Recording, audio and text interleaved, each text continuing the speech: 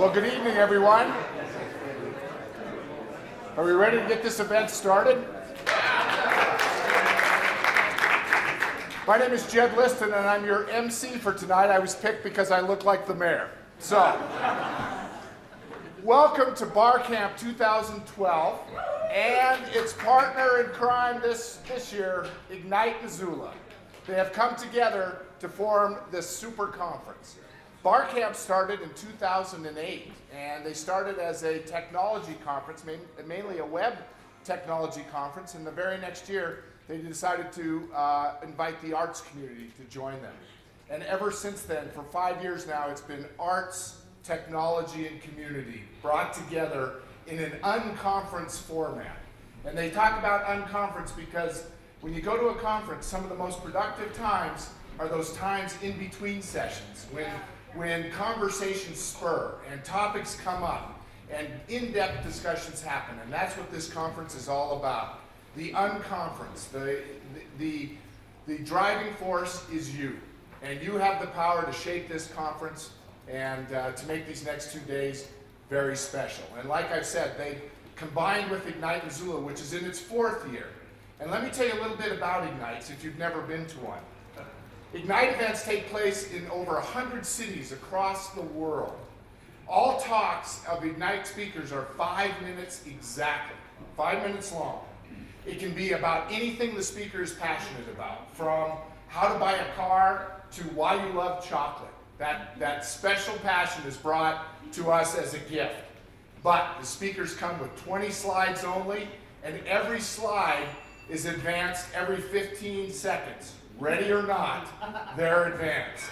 So shall we get this started? I will say, please set all of your cell phones to stun in honor of these speakers. And we'll get started with our first Ignite.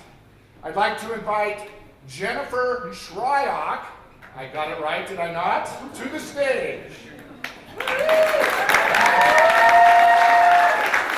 Jennifer is an employment strategist, speaker, resume writer, and interview coach. She writes more about resumes and interview strategies at rainmakerresume.com. Jennifer. Can you hear me now? No. Sure does. Point it at your face. Yeah. Sorry, I'm a little tall. Can you hear me now? Oh, it's the one to the left bottom. Okay. Try. How about now? Okay. One more test. Better? Yep.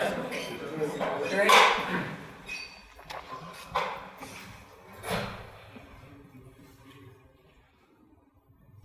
What's on your resume? Do you know? Are you sure? I'm going to talk a little bit about the history of the resume, its importance, some frightfully common mistakes, and just a few tips on how to avoid them. Shall we start with the mistakes? I tried to categorize the most common blunders, and here's what I came up with. Bad-mouthing, bitter, whiny, too ambitious, outdated, sloppy, inappropriate, cluttered, too much information! Here are a few examples of common typos.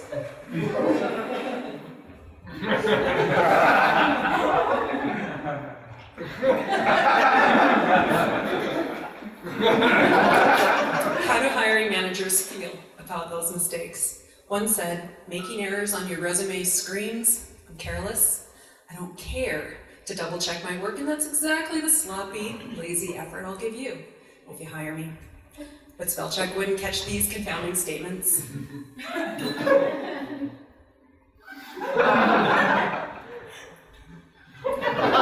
A few pointers. Use spell check, but don't rely on it. Print out your resume to proof it. Have someone else look too. Focus on one line at a time. And slow down. Now class, how about a little history and vocabulary? The first resume, according to legend, was created by, anyone? Leonardo da Vinci in 1482, once again way ahead of his time. It wasn't until the turn of the 20th century, though, that it became more commonplace to document one's professional accomplishments. One such document is the curriculum vitae, or CV, a format still utilized in most of the world. Curriculum vitae is Latin for course of life, and its format is a usually long chronological list. In the private sector, especially here in the West, a more free-form style has evolved, emphasizing experience, abilities, and studies relevant to the position you're applying to. We know it as the resume, French for summary, but these bloopers are personally painful.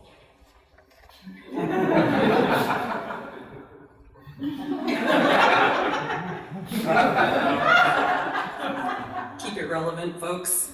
Avoid personal information, hobbies, really anything that isn't pertinent to the position and company to which you're applying. Include tangible measures of success, but omit the pet references, please. Are resumes important? You bet they are. In today's market, hiring managers are inundated with multiple resumes for each position they advertise. Yours will get only a few seconds to survive the first glance test. How can your resume survive those elimination rounds to win an interview? Organize it well, use a clean, current format, and be as brief as possible. Does it sound like common sense? Sure, but missteps are surprisingly commonplace. Sometimes we just miss the point.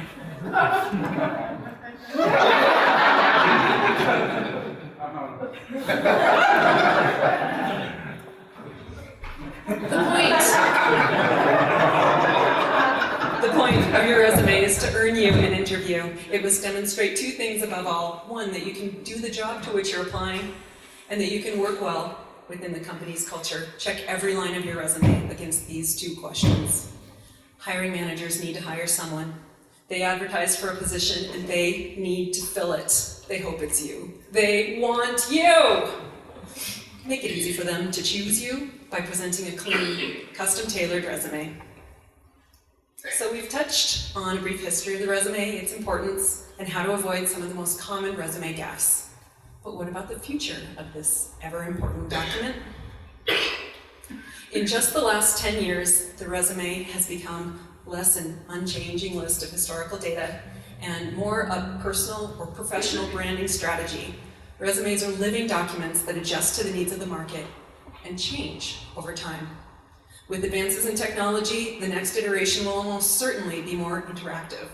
But no matter the format or the technology, the better your resume, the more likely you'll be to earn an interview. I'll leave you now with a few more regrettable gaffes. Thank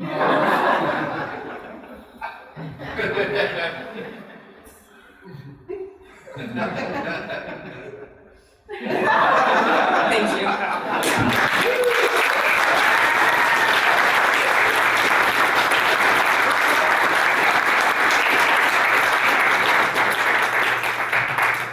All right, I'd like to welcome up to the stage Nick Salmon. Nick is the founder of the Visionary School Network, professional affiliate of the Partnership for 21st Century Skills, and associate at CTA Architects Engineers. Nick. Thank you. I'm wearing something appropriate to bursting bubbles. This is a Poi Pounder shirt. It's not exactly a bubble. Okay, so the next generation of innovators needs our help. And one of the things that you learn is that when you have only 20 slides, sometimes you have to wait. Just as our children's brains are most open to creating, collaborating, communication, and developing critical thinking skills, we bombard them with a daily diet of mind-numbing worksheets and low-order bubble tests. Once again, you'll see that it's going to take a little time for the slides to catch up. These are actually the 4 big ideas of the Partnership for 21st Century Skills. Creativity, collaboration, communication. And this is the worksheet world that most of our kids are engaged in on a daily basis, where we make almost all the choices for them and then wonder why they can't make a decision once they finish their schooling. And there is the mind-numbing bubble tests, and in fact, you can see the answers are written right along the side. That came from the Atlanta community that was known for manipulating the results in order to look better on the final exam. So the challenges of a rapidly changing world require agile learners, teachers and learners, teachers who guide learners and provide opportunities to apply what they learn, and are asked to create artifacts that demonstrate that they are what they're learning rather than regurgitating what was most recently drilled. So this is inverting that pyramid and saying, let's open up the limits and let kids demonstrate what it is that they're capable of doing. This is some thinking from Bill Daggett about Quadrant D, which is applying to real-world, unpredictable situations instead of giving all the answers up front and guiding kids through that process. And again, I'm going to wait, and I'm not going to watch this on NCAT. There are some kids at a school in Erie, Kansas, who are applying what they're learning in that Quadrant B. They are competing in an international competition from a little town in Kansas, and they beat kids in California and Seattle and New York, again, rather than just repeating what was dumped into their brains. So, in a moment, we all know of educators who inspire our children. There's a couple. They have the ability to develop the creative and critical thinking skills and trust that students with those skills will do just fine on a bubble test. If you're not catching the reference there, that's Ann Sullivan and Helen Keller. The results in highly effective schools around the world support learning through rigor, relevance, and relationship. This is an example of a school in Bellevue, Washington, School of Poverty, that use learning through projects, and the kids who learn through projects outscored the kids in the other schools in the conventional manners in the high-stakes testing of bubble tests for AP grades. So the results in highly effective schools around the around the world support learning through rigor, relevance, and relationships, and long-term research studies support learning through projects and internships. Here's kids in West Philly, Pennsylvania, and they build all these cars. Those are all hybrid and electric cars, and they don't want to design cars that look like Priuses. That's the kind of car your grandma drives. They wanted cars that look cool. But the students and teachers need our help. We need to be prepared to support them when adequately yearly progress is not met, and when it takes a little bit longer to demonstrate success. And administrators who support their work need our help. And members of school boards who know that success is measured in a lifetime, not in the span of an election cycle, need our help. Hey, that one actually worked out. And unless we are willing to provide the deep political cover for students, teachers, and administrators, we are destined to leave every child behind. Thank you.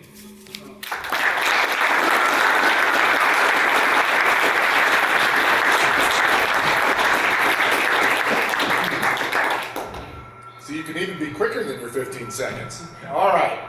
Next up, please welcome to the stage Scott Byington. Scott is the co-founder director of the nonprofit organization Elias Fund. He has been working along Zimbabwean community leaders for the past 7 years, spreading hope and opportunity at the grassroots level. Scott moved here from Denver, Colorado last year to pursue a graduate degree in sociology from the University of Montana. Everybody, Scott.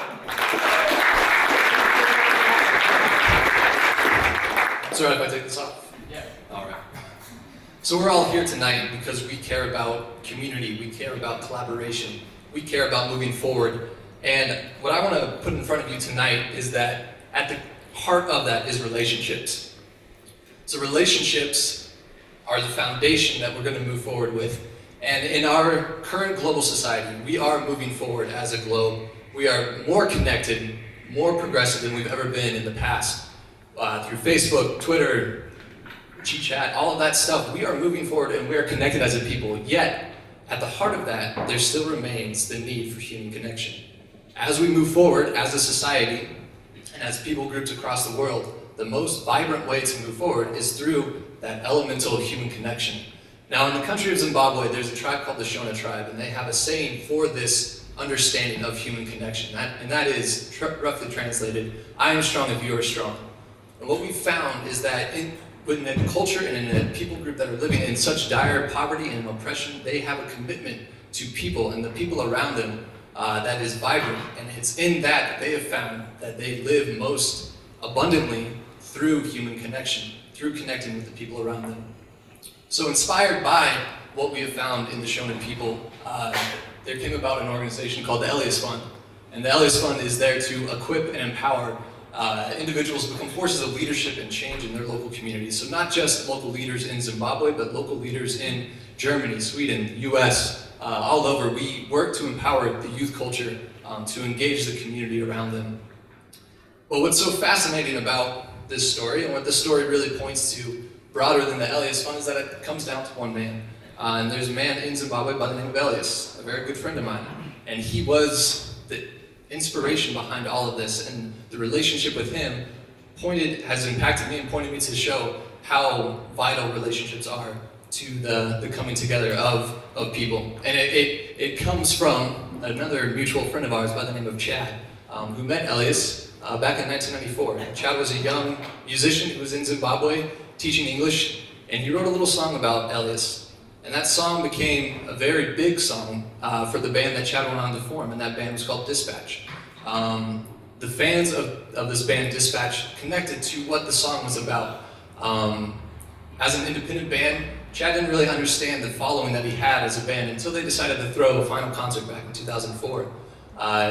He went out on stage, and as you can see there, over 110,000 people showed up in Boston to support Dispatch in their last show. And that showed Chad that he had something to move on Elias's dream. And Elias's dream was always to see his kids move beyond the poverty of Section 17, the small village that they were living in. And it was through education Elias saw that he could move his kids on from that poverty. So Chad came to my brother and I in 2005 and said, you know, we can throw a fundraiser for Elias's kids. So we decided we would do one little fundraiser, put Elias's kids into school. But what ended up happening was an overwhelming movement from all of these Dispatch fans saying, we want to do more than just put Elias's kids into school. We want to put all of Zimbabwean children into school. And so we were overwhelmed by this support coming back from people who had connected to one little song, one person connecting with one person. And so from that one relationship has come over 527 other kids, aside from Elias's kids, having an education, food security for 350 families. We've invested over $10,000 into social entrepreneurs in Zimbabwe. And what's fascinating about all of that is that at the heart of it, what we do in Zimbabwe, what we do in the States, is focusing on that connection to humans, focusing on that relationship. Is that it's not about complex systems and complex whatever, it's about connecting to human beings. And we see that as beyond just the Elias Fund. This is apparent across the world. From the Arab Spring coming from one fruit vendor in Tunisia, to Jacob Akai and his relationship with Jason Russell, inspired Invisible Children. It's all over the world. Human connections is what is driving change in the world today. And that's because we are social animals. And it is our interconnectedness as social animals that will always be the greatest impetus, the greatest catalyst for change. So we can come up with all these great things, all the wonderful ideas in the world, but if it's not connecting with humans, it's not going to go anywhere. And so it's only through those cultivated relationships that we're going to see lasting change. And yeah, that's a short little thing about the Elias Fund. I encourage you as you go out to see, as you're seeking change, as you're seeking collaboration, don't lose focus of connecting with human beings. Thank you very much.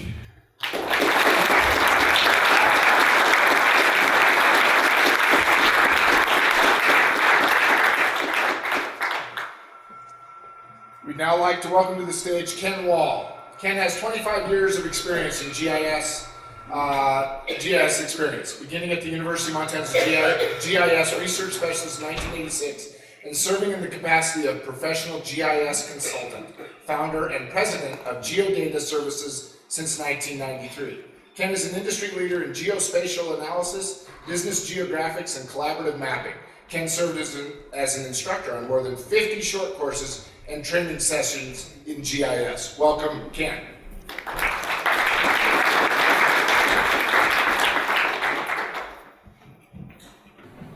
The bio's longer than Ignite time. So I'm a map maker, and try to turn that on. I'm not so much passionate about maps as I am passionate about the way that you can build community with maps. And that's what I am particularly intrigued by. Been doing it a long time, probably longer than most of you have been on the earth, but it still is very exciting. This idea of community mapping started with this VGI, or Volunteer Geographic Information.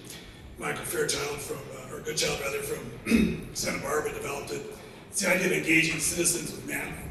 And it really started early on with Google. That's when things really took off. I've been working with geographic information systems since about 1987.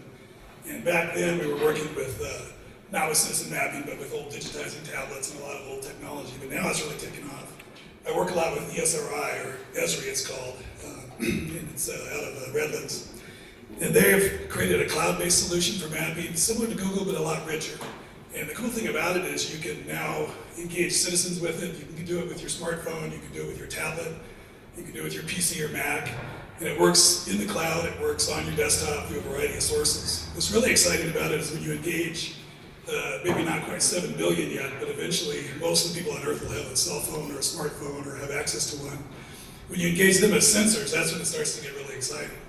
And we've been really familiar with the internet for many years, but we start to get into the Internet of Things, of sensors, whether it's an irrigation system or whether it's a device that you wear on your neck that takes your temperature and counts your steps. We really are starting to get swamped with the Internet of Things, and that's what's really going to sort of guide things into the future.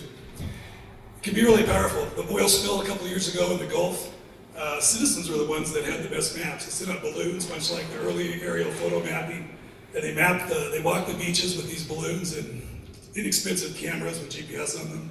They had the best data, far better than the government, in terms of releasing information in a real-time format. I really recommend this site. Ken Snyder with Place Matters. He's built a light table that's very inexpensive that people can stand around. People like to stand around paper maps and around light tables. He also built a balloon that you can take out and map your park. The idea of we're working on a project. We did it in the Rocky Mountain Front over in Choteau, and now we're doing it with a group in Havre, Montana. It's 12 counties, rural counties, very poor counties for the most part, working on a sustainable grant from HUD. There's also 4 Indian reservations involved, and we're going to engage them very heavily with community mapping. The idea is that, and this is very, 16% unemployment on the Rocky Boy Reservation, on the Blackfeet Reservation, and others. We need to engage them in mapping, and one of the ways we're going to do it is through connections like this map. We want them to map, probably have 300 to 400 different layers, and they have an old bus from Missoula. They send in a fixed route so that the folks without money can get from Rocky Boy to Great Falls to go to work. We're going to be doing traveling charrettes on the bus, where people are marking where they go for gas, where they go for groceries, where they go to the hospital, where they go to take their kids to school. And then engage AmeriCorps volunteers. There's going to be one in each county and one in each reservation. They're going to be our map gardeners, essentially. And they'll be working mostly through libraries, which is an access point for many people that don't have smartphones, tablets, and things like that. And they'll be essentially using these web-based services. You don't have to be a programmer now in order to build a mashup of a map with the community. And so we'll be gathering information. When we go out and pull together the hundreds of layers that we need from government sources and private sources, what really makes it powerful is when you can engage the community with it. It also is tough. In this case, we've got a bunch of stuff on the data. You can't figure out what the map means. We use software to use slider bars, which allows us to put together anywhere from 1 to 300 map layers and make some sense out of it using community-based software. We also really want to engage with bridging the gap between the analog, the people that don't have access to the internet, and those that do. The AmeriCorps are going to be harvesting things off of bulletin boards, putting them on wikis, and vice versa, taking things off of wikis and putting them back on bulletin boards. We'll finish the project with planning charrettes, and in this case, people will actually game the world, essentially. They'll use chips, Legos, and other devices to look at scenarios. This could be the next North Dakota Williston Basin. It's already being developed on the Blackfeet Reservation, oil and gas. And so we really hope to engage with that. Lastly, if you haven't had a chance to look at Opinion Space, this is a Berkeley project that is very exciting. The State Department uses it. It's not a map, but it's a crowdsourced approach to community building.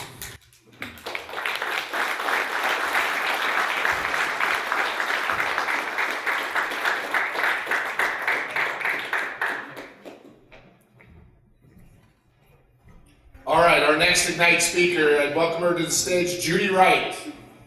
Judy is a life educator, family coach, and keynote speaker who has written more than 20 books, hundreds of articles, and speaks internationally on family, parenting, and relationship issues, including communication, encouragement, and the end of life. She also focuses on personal issues like anxiety, depression, confidence, and self-esteem, and works with many small and large organizations, from Head Start to Child Care Resource Centers.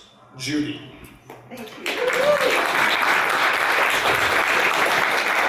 I can't begin to tell you how honored I am tonight to follow all of you who are talking about commitment and community and connection and critical thinking. I want to offer $1 to who has a Kindle. Who has a Kindle here tonight?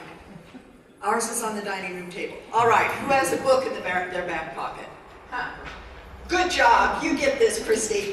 All right, my common puzzle, my messenger, I am a messenger with a message of a global community, of building this community. And how do I do that? Because I've always just been a stay-at-home mom with lots and lots and lots of kids, and our kids and foster kids and neighbor kids and all of these things. And I've always been in the community, as a lot of those who have been on boards with me. But I've been teaching parenting classes for about 25 years, because that's something that I know very much about. And I also believe strongly in early education and about how important it is to give kids this good foundation. Now, one of my classes, I gave out a little handbook. Someone approached me later and said, hey, I have a connection with a big publisher, and I think you could go national. And I was so excited because he promised lots of money, and what really happened was I had absolutely no control over the finished product. It took 2 years to get there, and I have to do the marketing, and we can sell you some for a discount, can't we, dear? And what I found out was the marketing department was filled with 12-year-olds who had lots of drama and trauma and could not be bothered marketing, and so I made $1, less than $1. And my sweet husband Dwayne, how many books can one man buy? Especially after my mother died, because she kept me going for a long time. But he's always supportive. He's in the back of the room selling my books. So I built an e-learning center in Missoula, Montana. This was where we wanted to go. And I connected globally with women and families all over the world so that we could make this connection.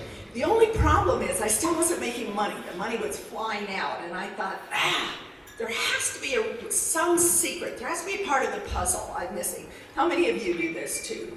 You think, oh, that's it. If I just do this, if I just do that. And so the way to support this e-learning center was I would go out and speak to huge rooms just like this where people were working on their Kindle or texting. But I would come back with money enough to fund the company. And lots of follow-up, lots of stuff, and the travel was exhausting, just exhausting.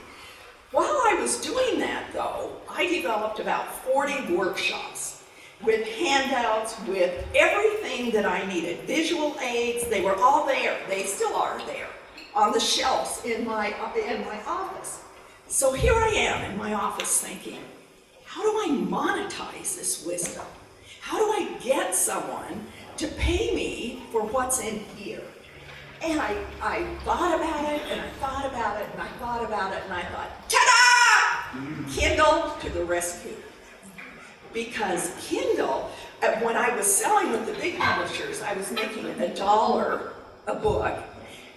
With Kindle, they're put up there, I take a book and put them in little sections, chapters, much smaller, instead of 25,000, they're 3,000 or 5,000, sell them for $2.99, and I make $2.05 on each one. And once they're up there, what you're selling is air. You no longer have to have a tactile book. It's not easy because there is a learning curve, but Amazon wants to sell Kindles. And so in order to do that, they have a pool of money. So every time one of you sweet people, how many have Kindles? every time one of you go there and borrow one of my books, ta-da! Amazon pays, which is what allows us to stay in this community and build connections and to do critical thinking and support you in what you want to do. We keep the cash in the community. Thank you.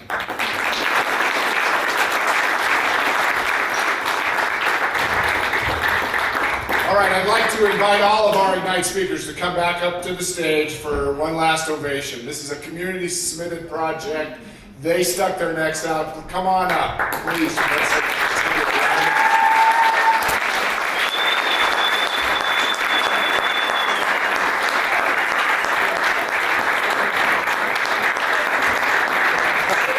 All right. Well deserved. Thank you very much. Okay, we are going to do a break now. We are going to take about a 20-minute break. Please feel free to enjoy the great beverages here and mix and mingle. We will start our lightning keynotes in about 20 minutes. So please feel free. I do want to read through our sponsors before you break up, because without them, this wouldn't be happening. So we are very grateful to Mountain FM 102, Governor Brian Schweitzer, University of Montana Native American Studies Department, AmberStudio.net, ModWest, General UI, Montana Web Developers, Designers and Developers Association, Scott Rouse Digital, Submittable, SBC, Sustainable Business Council, LMG Security, BevTheGeek.com, I'm going to that website, Missoula Cultural Council, and Groundswell Media Productions, the IT department at the University of Montana, Ruby's Inn, and our good folks here at Zootown Brew. Thank you very much. We'll see you in 20 minutes.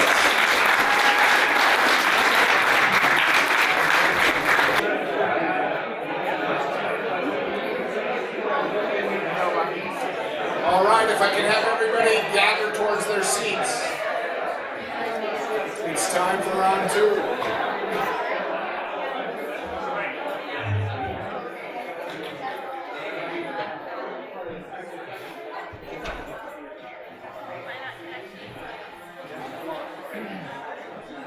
I would like to begin by thanking some more sponsors that have made this event possible. We'd like to thank Fat Moose Media, Stevensville Playhouse, Big Sky DevCon, Poster Brain.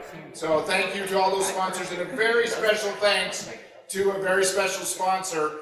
MCAT is filming this event for all time. So thank you, MCAT.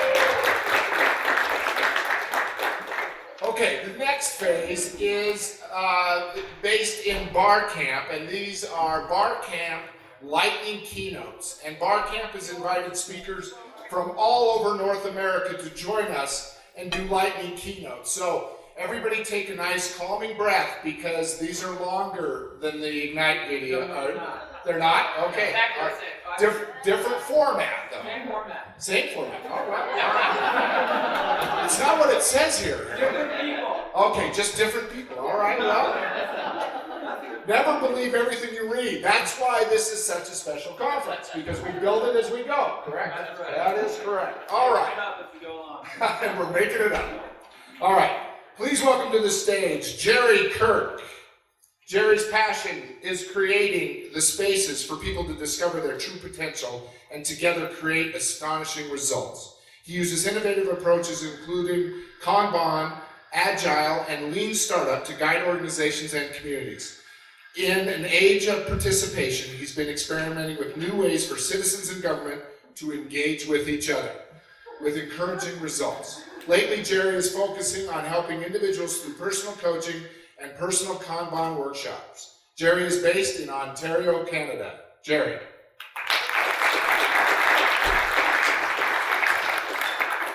Hello, Abe. Hit it. All right, fine.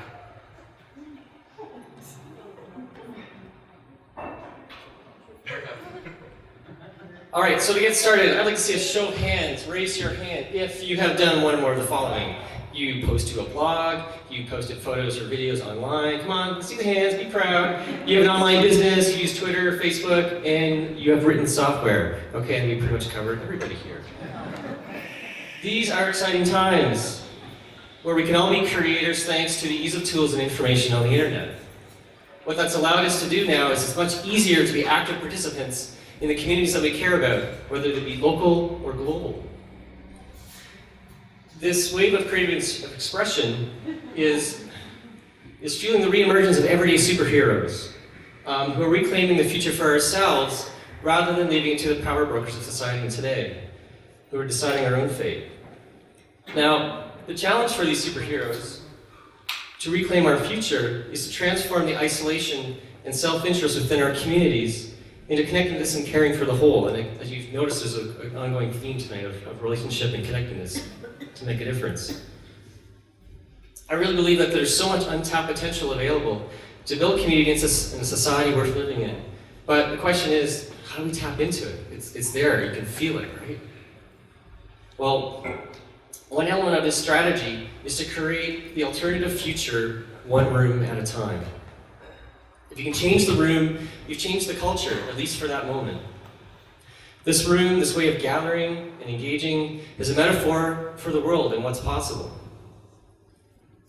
So in my hometown, I began to experiment with gathering people together. The first was at an Ignite Zoo event, woo! Just like this one. And so we brought together 50 people. It was a diverse group, and it was amazing, an overwhelming success. And it affirmed this desire and need to connect people through their creative passions. A year later, Change Camp Sioux, much like Missoula Bar Camp, bringing people together to imagine what kind of community we could have. And again, never had been done in the Sioux before, felt kind of risky. How would people respond to this format where they set their own agenda? We had a diverse group of students, retirees, politicians, small business owners, newcomers, and all kinds of topics came up. Things like improving healthcare, how to deal with brownfields, and how to get people involved in the election process. The results were things like the following. People saying that this was an alternative form of dialogue, one based on inclusiveness, diversity of views, seeking common ground. And what I was really proud of was someone who was new to the Sioux saying that they now felt like they were part of the community where they didn't feel like it before. So after Change Camp, I started this epiphany. I mean, I've been working for change in lots of different initiatives and groups in the past, and I always feel like I was making a difference or was making the impact. I started to realize that I can bring about the change that I want by nurturing community and change in others. After Change Camp came a municipal election, and I thought, well, here's another great opportunity to bring about some engagement. So I came up with a way for citizens and politicians to engage each other through something I call civic speed dating. So in small groups, using the World Cafe format, we had small intimate conversations around the kind of community that we wanted to have. And here's a much better way than listening to a bunch of politicians in heated debates on a podium. We also played an online version to reach out to those who'd rather not talk to politicians face to face. And so we had lots of young people and others involved putting apples on this tree using something called innovation games, the apples representing the things that they cared about, that they wanted to see happen in the city. Now on to the city of San Jose, where I was there to, as part of an exercise to help the city address a $100 million deficit. So invited people from all parts of the city to play these budget games. And in these games, citizens were given money to buy budget items that the city wanted to get feedback on. Now, the magic in the game is you don't have enough money to buy all the things you care about. And so you have to work together and collaborate to make those decisions. So my role in this was to record purchases by whom and by how much, the reasons people gave for their choices, and this data was compiled later for the city to see which things had the largest support. And the city was blown away. They had no idea what they would get. And the quality of the data was so compelling that they actually adopted several of the proposals that came through. And the citizens loved it, right? It was informative, it was engaging, it was entertaining.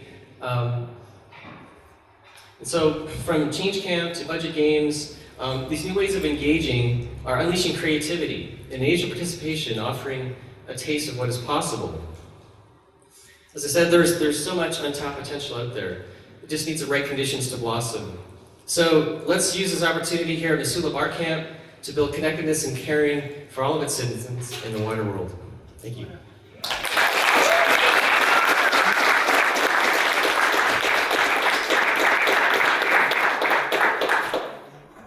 like to welcome Diane Rosh to the stage. Diane Rosh is a mother of 3 and owner of His Tender Care. She received a bachelor's of early childhood education at the University of Wisconsin. She has taught for over 3 decades at schools, both public and private, churches and daycares.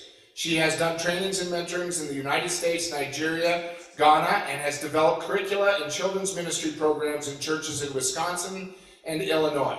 Diane has been licensed as a minister since 2005 and is currently focused on reaching out to underprivileged and minority children in Rockford, Illinois, where she resides. Diane has a passion for kindling the hearts, minds, and leadership of the very young to help revive our communities. Diane.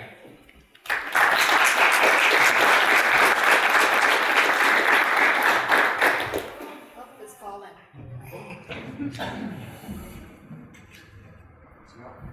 Yeah. Everyone's taller. How's that? That's good. Are we ready? Ready. Okay. When I was a little girl, I used to jump rope to a famous rhyme. Do you all remember? Sticks and stones may break my bones, but names will never hurt me. Why did we say that? Names hurt. Words hurt. They would squeeze the life out of me. Have any of you heard these words? What did it do to you?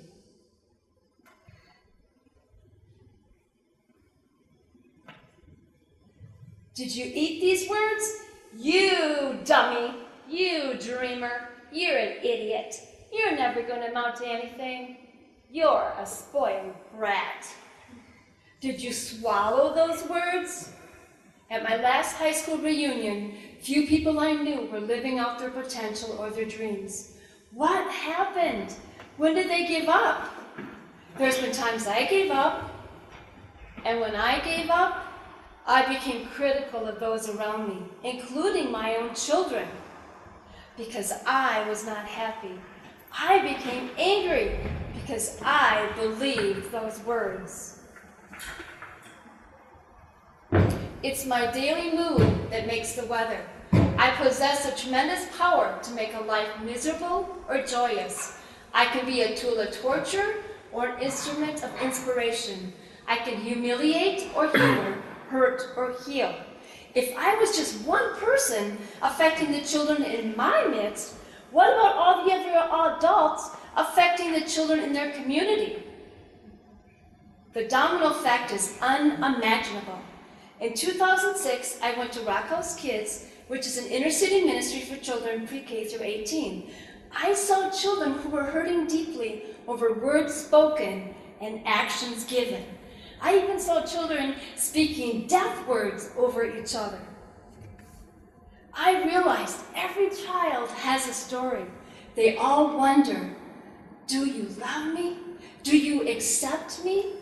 Will you? Will you? Will you? I looked to see what giftings were inside them. I honored what I found, and using words of life, I asked them, what are you able to bring out?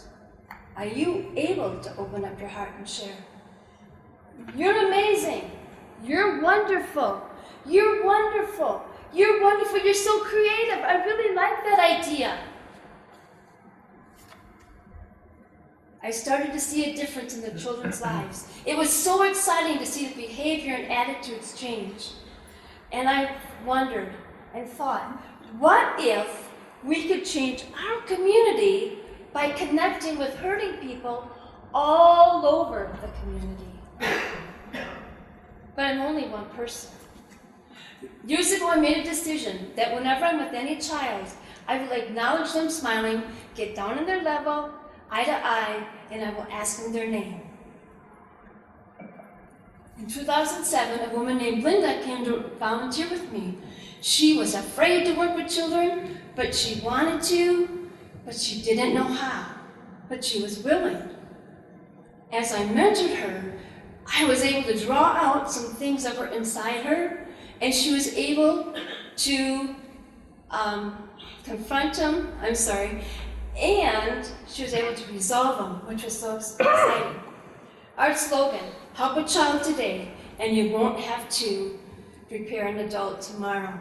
And I know this to be true.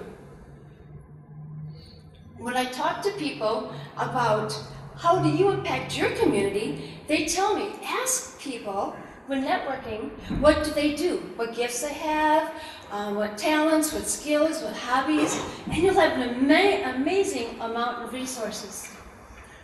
Several months ago, we actually had one of these events, and we had an adult with little or no experience of working with the children. But we were able to draw out what was inside the adults, and we shared it with the children, and it was amazing, the results. Today's children are tomorrow's leaders. Are we preparing these children for today? Are we preparing these children for tomorrow? The greatest asset anyone can have is another. All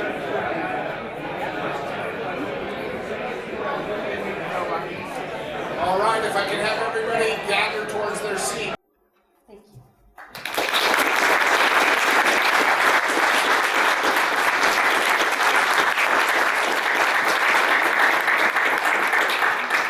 All right, I'd like to welcome to the stage Sono Haushisaki. Sorry, Sono. Sono, founder of Springwood Associates, Inc., has worked in natural resource assessment and ecological restoration for nearly 30 years. Since 2000, she has provided community-based strategic planning and process design and facilitation services primarily for tribal clients.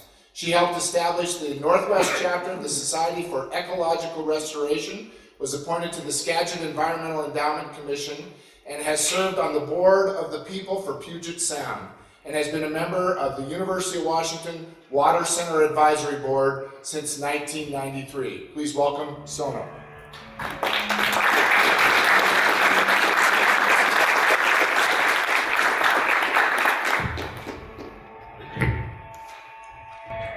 Well, I had to give a title of my talk today. Can you hear me?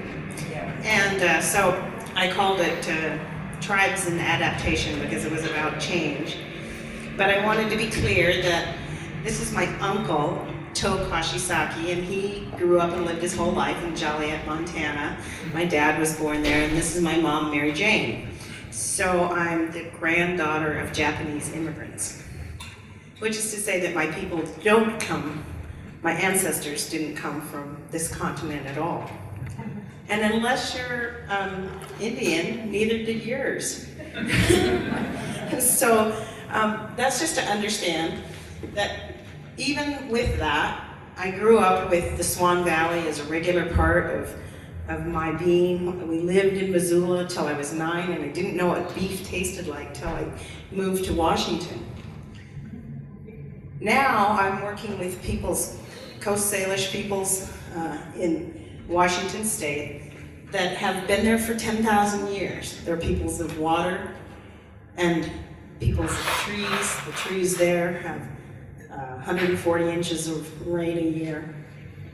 And they're deeply connected to the land. They tell me over the 12 years I've worked with one of the tribes, the land is us and we are the land. So they feel that connection very deeply.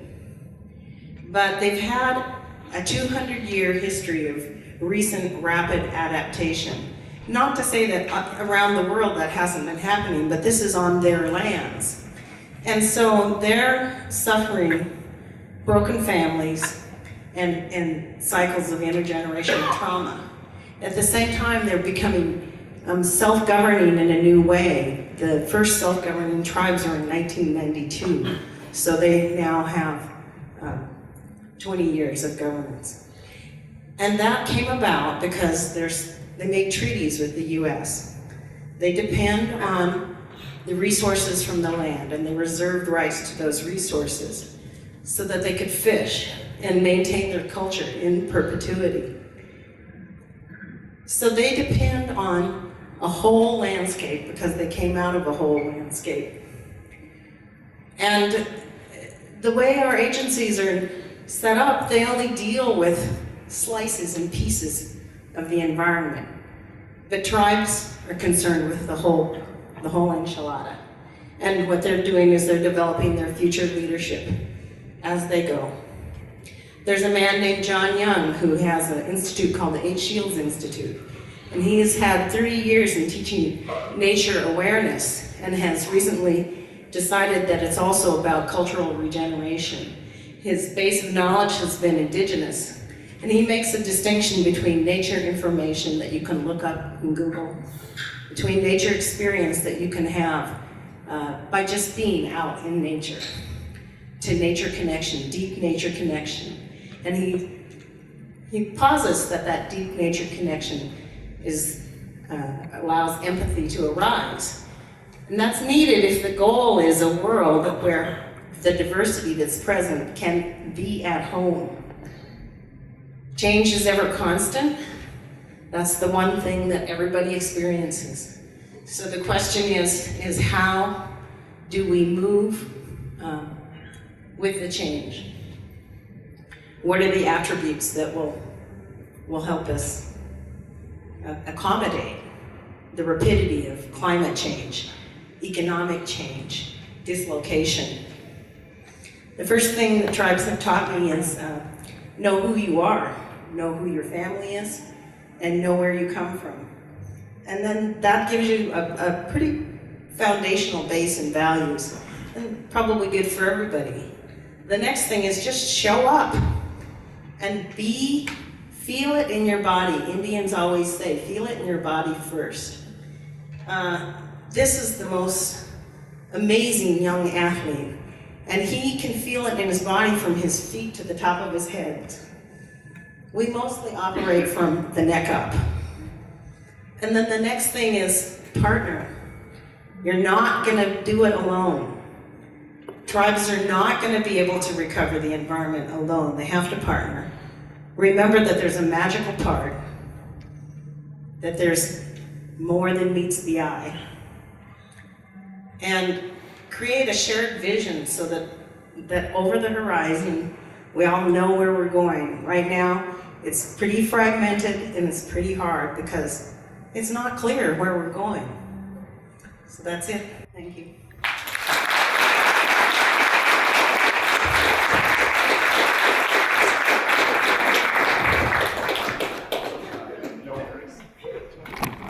Yeah, it's over.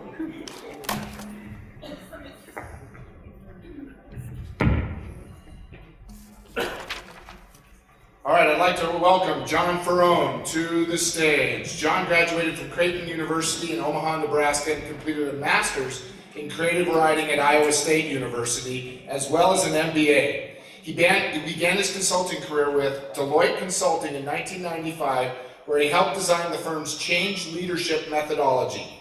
He then moved on to join Renaissance Government Solutions, a midterm consulting firm, and managed their Indianapolis office. By 2001, he realized that he needed an opportunity to connect more personably with clients and has been consulting independently across a wide range of project types, from emergency management planning to nonprofit capacity building and everything in between. John is an entrepreneur with an artistic core. We need more of those. And sees every project as a rare opportunity to energize an organization to seek, understand, pursue, and realize its potential. He currently lives in Hastings, Nebraska with his wife and 4 children, but listen now, they all are attempting to relocate to Montana. Everyone, John.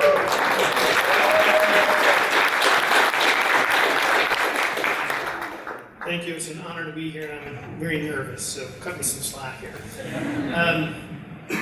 My consulting career, going back 15 years, one common denominator that I've noticed about organizations is that when they are hurting and they are seeking change, they don't know how to listen.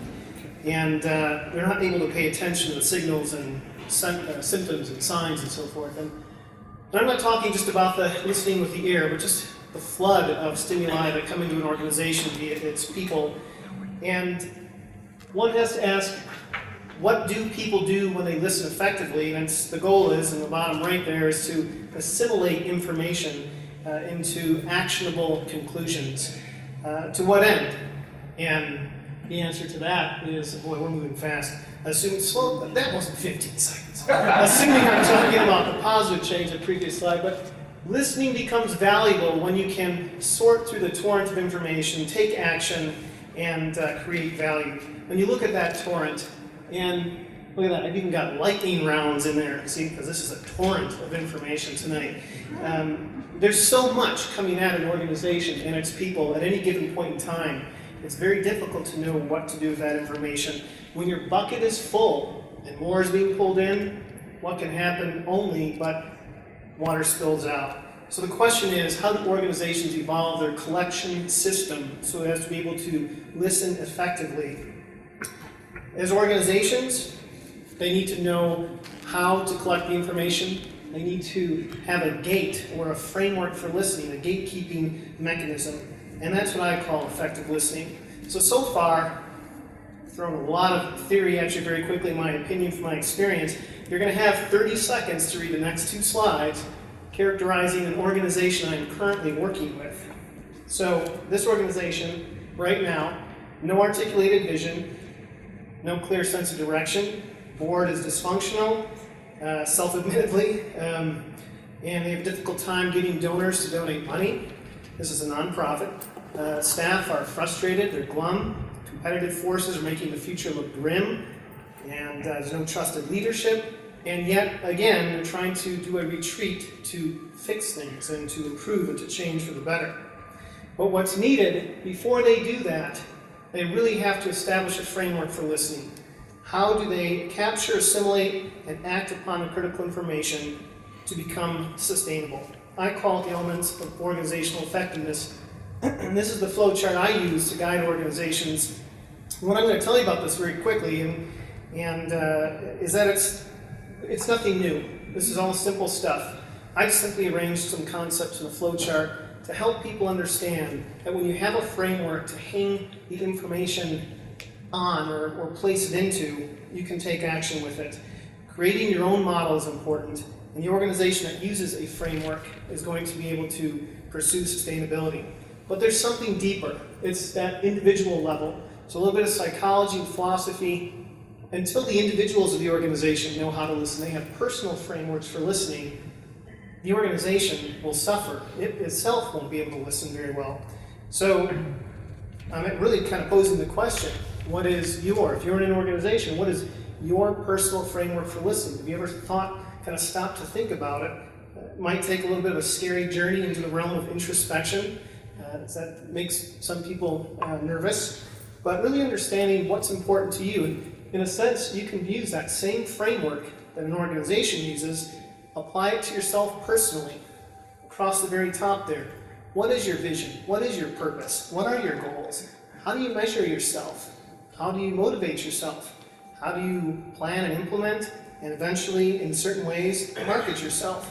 When the individuals of an organization can do that, that's when the organization is able to pursue sustainability and really focus on these bottom right bullets, the benefits of effective listening, asking the right questions, making decisions, and so forth, sustaining positive change. In the end, yes, I'm suggesting the organization's ability to listen and effectively pursue sustainable change depends upon your personal ability to do the same. Listen well and obtain positive change personally and organizationally. Thank you.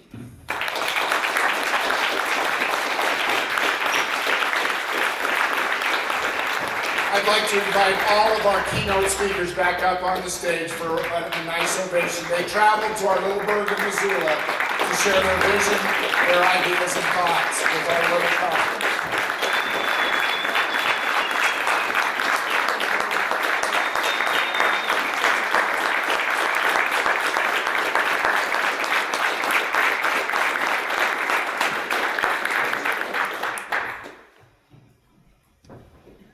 And I'd like to thank you for being here tonight. That is our program. We move and ooze over to campus tomorrow with your ideas, your visions, your ideas. It's your conference. You're going to make it happen. Thanks for coming tonight, and hopefully you'll be next year's Ignite speakers. Thanks very much for coming, everyone.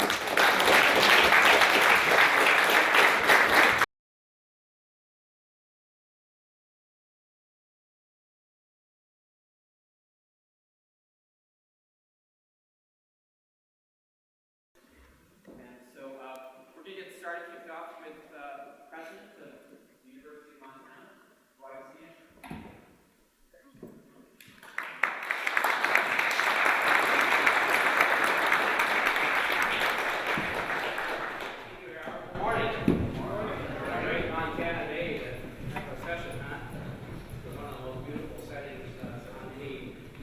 university or college campus in America. So to be able to spend time in this gorgeous building in these wonderful surroundings is a real privilege for us here. And those of us who get to do this on a daily basis here at the university are so appreciative of what we have. Yes, it's a place to live and work. Well, welcome to the university. I honestly don't know much about this bar camp and what you are up to today, but it sounds pretty fascinating from what I saw and what I've heard from a few people. I think. Does that help?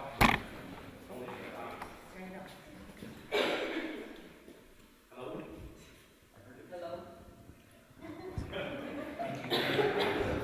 Hello, hello. Good morning. So I'm very intrigued by what you are up to today at the bar camp, and hope that you have a productive and wonderful day. Again, this building that we're in, the Payne Family Native American Center, is our newest facility on campus, essentially, and it is one in which we take so much pride. It was designed by a Native American architect, and as you can see from the signs around here, it had participation and interest from every Native group in Montana. It gets used very heavily for this kind of thing. It's a wonderful facility to have just a good discussion, a good conversation. And so we are so proud of this building. We're in the process right now of thinking how to finish out the basement of this building in a way that honors Native Americans' respect for the land and indigenous cultures around the world. And so we're working on that project, and hopefully a year or so from now, we'll have the basement here that you can make use of as well. So I gather that mostly what you're about today is thinking about change and innovation and new ways of doing things. And I just wanted to take a moment to talk about innovation as it resides on a university campus here at the University of Montana. And this is an especially good day to talk about innovation and original thinking at this university, because going on right across campus in the University Center today is our graduate student conference on research. So this is where our students in graduate programs are presenting the results of their research and creative scholarship that they've been working on over the past few years in their graduate programs. Yesterday we had what we call the University of Montana Council on Undergraduate Research. And so it was a series of presentations by over 100 undergraduate students who are involved in research and creative scholarship. Those presentations cover the range of the spectrum of disciplines, from the sciences to the arts and humanities, to education, to policy, to business. Essentially every discipline that we offer on campus was represented in either yesterday or today in those student presentations. In our minds, that is so much about what this university is for, is to help young people discover their voice in the world, whether that voice is an artistic voice, a scientific voice, a policy voice. Help those young people discover what they're about, what they believe passionately in, and where their talent lies. And so the presentations yesterday and today so exemplify that. I want to just give you a couple of examples of some individual students in individual programs that represent innovation here at the university. So one that I'm especially proud of is a young man in our music program named Ben Murphy. And he just won the national competition for original composition. And it was such a thrill to see that happen. So he went to Washington, D.C., and New York to perform actually his composition, and we'll be hearing it here on campus at several venues. Our student body president from last year, a young woman named Ashley Williams, innovated by writing a proposal that allowed her to become the university's first Mitchell Scholar. This is a nationally competitive scholarship that allows that student, then the recipient of the scholarship, to spend a year or two in the country of Ireland, learning about their customs, learning about policy and issues in the country of Ireland, and really becoming sort of an ambassador between the United States and Ireland. One of our student senators this year, a young man named Zach Brown, just demonstrated innovation by becoming the university's next Truman Scholar. That is another wonderful recognition, a very, very competitive scholarship program, and he was one of 60 in the nation awarded with that Truman Scholarship. But interestingly enough, he also became the recipient of a second Udall Scholarship. The Udall Scholarship is a nationally competitive scholarship aimed at people who are interested in the environment, in community service, and making their communities a better place to live. The University of Montana leads the nation in Udall Scholars. Of any institution in the country, we've produced more Udall Scholars than anywhere else, and we're very proud of that. We've tried to innovate recently at the programmatic level as well, and I want to just tell you of a couple of new programs in place at the university. We received approval last fall to start a new doctoral program, a PhD program in the area called Systems Ecology. This is a way of thinking about ecosystems on a scale from molecules to mountain ranges. And it's a very new way of thinking. There are very few programs like this in the country, and ours originated from our folks up at the Flathead Lake Biological Station, but involves people from all over campus. Another new program that was driven very much by our students is a new program in Arabic studies. We had several hundred students asking us, start a program in Arabic so we can learn the language and we can learn more about that critical part of our world. And so with the help of the students and faculty members, we designed that program, and it's now in place, and so we'll actually have students graduating this May with this new minor in Arabic studies. So we're very, very excited about that. And finally, I want to tell you about an innovative program that we launched officially just a couple of weeks ago. It's a program called the Global Leadership Initiative. And so it's a program available to students in any discipline, any area of campus, and they'll partake in activities in parallel with or beyond their usual coursework activities. So as freshmen, they are now, the first class is participating in a series of special small seminar courses on the big questions we face as a global society. Questions like where will we get our energy as we move forward, and how will we do that in a responsible manner? How will we feed the world? How will we address the distribution of wealth around the state of Montana, our country, and around the world? So they're participating in those seminars right now. As sophomores, they'll go into a leadership development program where they spend time in a retreat-like setting, maybe like this actually, with leaders from around the country in the various disciplines, leaders in the business world, the policy world, arts and science, and so on. As third-year students, they'll go beyond the classroom by doing a study abroad or an internship with a company or an agency or a civic engagement project with their own community, something where they extend their education beyond the boundaries of the university. And finally, as seniors, they'll be in a capstone course, a capstone experience, where they design a specific question, an important question to us as a society. They'll research that question, and they'll propose then a solution, a policy paper to that question. And we tell them that we want that to be of a quality that we can send that paper to our governor or to our legislators or to our delegation in Washington, our business leaders, because it's a serious potential solution to some important question. So we're very excited about that program. It's just getting kicked off, and we have 140 students participating in it this freshman year, and we're looking for another 150 to 200 for the next year. So a lot of exciting things going on at the university. Today is a busy day. I have actually 6 more events today that I'm involved in one way or another. So it's a really exciting time on campus. Last night, as I was leaving campus, you can look out over the oval on a beautiful day like this. You know, it's just filled with students playing frisbee, studying, whatever students do, and it was just a great sight. And it makes me so proud to be a part of our community here in Missoula and this university. So thank you for being here, and I hope you have a great day.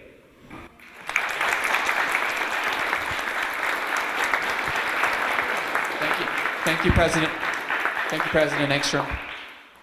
So this is kind of being styled after the Ignite lightning keynote process that we're about to step into. And we've got 5 speakers. And after we do those 5 speakers, I'll explain how this open space technology thing works and how you'll be doing your sessions. But first, before we get into that, just to get things kicked off, get people inspired, we have like real time limits, so I'm going to ask someone to take this timer. So if you have a volunteer. No one dares? Kids, of course.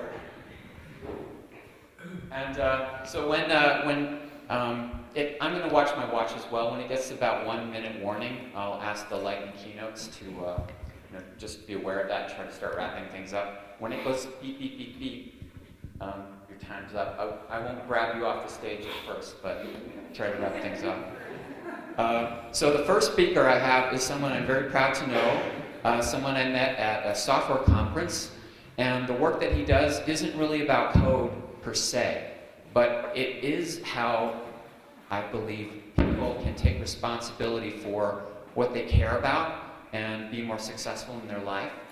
And it's something that's making a difference in the industry of software as well as just industry in general. He's worked for the Gap, for several other corporations, AT&T, I believe, and several.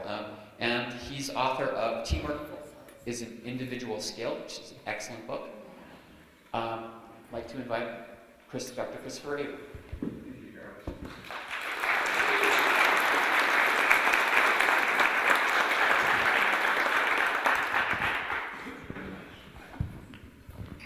I have no concept of time, so I'll look forward to that 1 minute timer. Jim, would you hold one of those for me? And could I ask someone over here to hold one of these so people across from you can see it? Can I ask someone over this way to hold one so that people across from you can see it? There. Thank you very much. I'm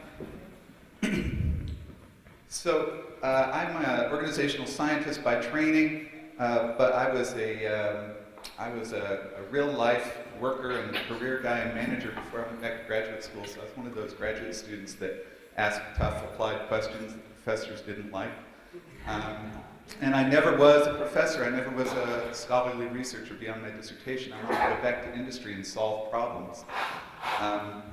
My dad was born in Anaconda, Montana, and I first visited Missoula in 1963. It's one of the reasons I'm willing to come back here for this. And he migrated to the East Coast with an engineering degree from the Montana School of Mines, worked in New York City and the East Coast all of his life, came home every day from work tired and sore, frustrated and pissed off, and died of aortic aneurysm from life of high stress. You know anybody like that? Yeah. Anybody? So it never occurred to me when I was in my doctoral program for my graduate studies that what I was doing was that I knew I didn't want to be an engineer, speaking of working in software, and I knew I didn't want to work in a large corporation because I figured it was something about one of those two things that killed my dad, made him come home every day tired and sore and frustrated and upset. And so this morning was Raisin Bran. Raisin Bran. Check internal. All good? There we go. All right. And what was your name and spell it for me? Bob, B-O-B, Clay, C-L-A-Y, 7 letters. Perfect. Thank you. All right. Well, they have some more actually in the room in there. Yeah. You're welcome to take one if you need it.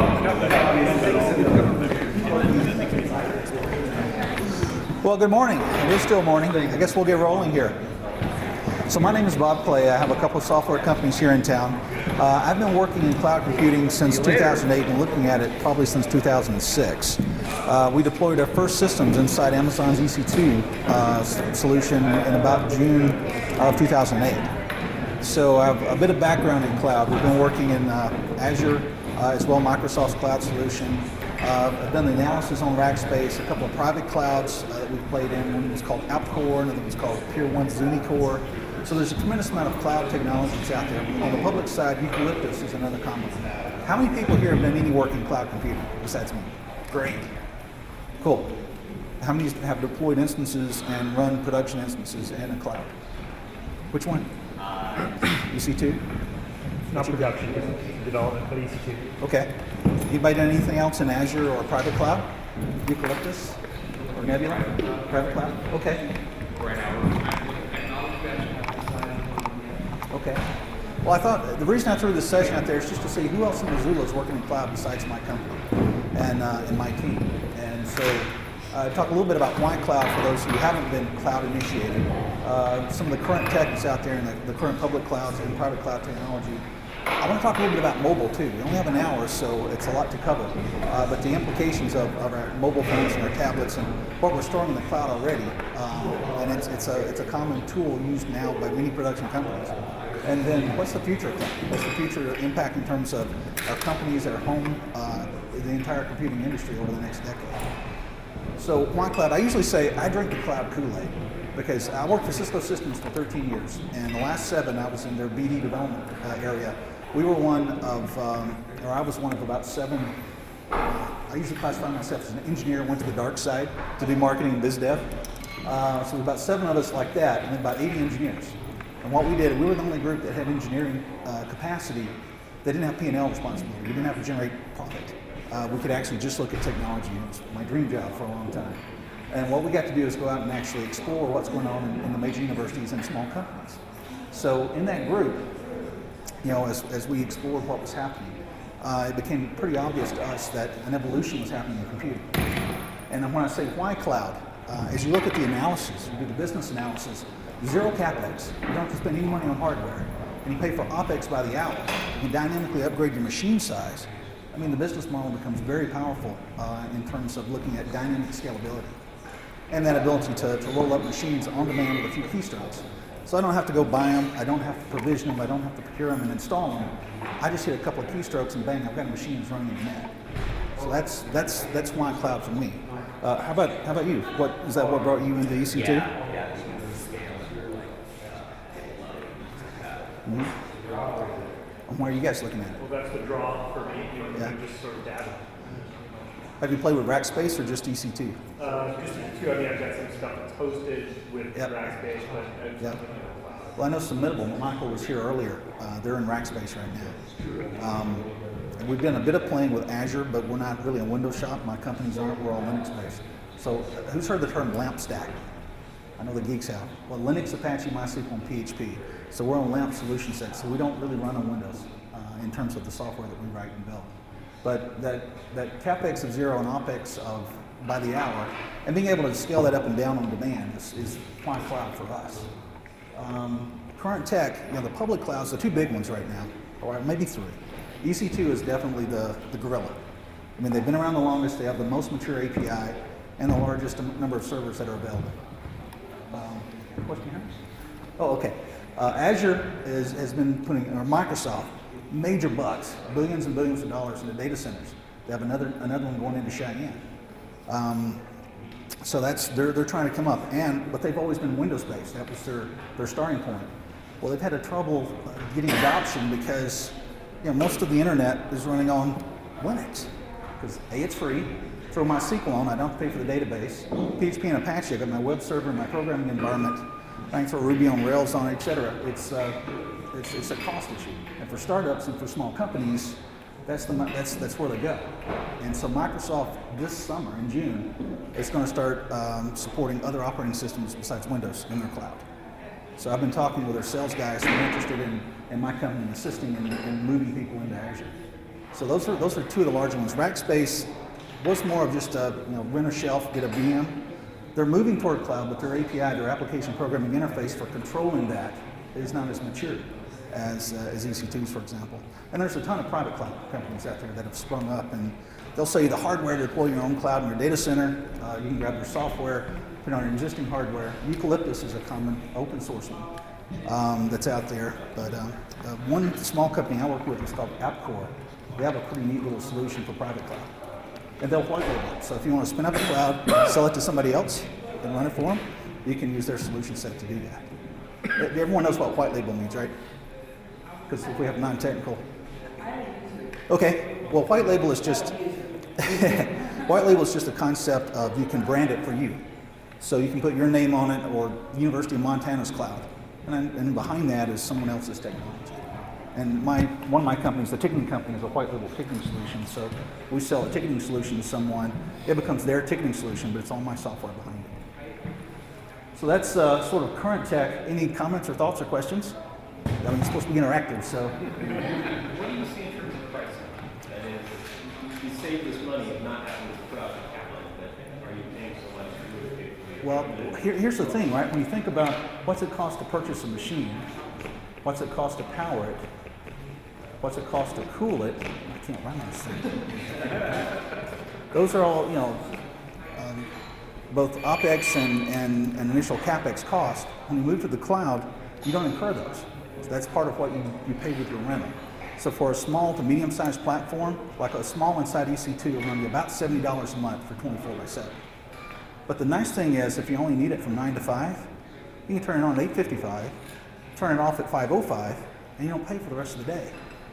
So, and you can leave all your configuration in place for a few cents a day. Your IP address, if you use, they have a common deployment model is sort of your virtual machine, your core, and then with that you may do disk storage. I can't write on this thing. And this is called elastic block storage, EBS. And so you can, I need 1 gig, I need 5 gig, I need 10 gig. Like our common deployment is a 10 gig EBS attached to that virtual machine to put our software on. That's all we need because Linux is much smaller than Windows in terms of needs and size. So, and we can deploy a small virtual machine size for about $70 a month and leave it up 24/7. Now, if I want to move that up to a large, which is more of, say, 4 processors, 64 gig of RAM, much more expensive. You may pay, $600 to $800 a month for a machine of that class. So, yeah. So, as a small business, I can cut my expense, my subscription, by one shift rather than 24 hours. What if I took a night shift versus a day shift? Well, if you want to leave it running, you could. Or if you want to kick it off at 5 p.m. and run it to 6 a.m., that's totally your choice. It's 24/7. You can launch and shut down at will. Okay, so as a purchaser, By the hour. You pay by the hour. Yep. Nope, you pay by the hour. Now, they do have a concept in EC2 called reserved instances. So with a reserved instance, you can prepay, and you can do different levels to get that hourly rate down. So on all my machines, I run 24/7. I buy a heavy reserved instance. I prepay, $170, I think, and then my hourly rate goes from like 8 cents to 4 cents. And over the course of a year, it's about 50% cheaper to do a reserved instance. But once you buy it, it's use it or lose it. And you don't just rent the hours. So you bought a reserved instance. If you don't spin it up, your hours are ticking off. It's calendar based. And that isn't obvious when you read their website. And I bought a couple and shut them down. Thought, I got all these hours left.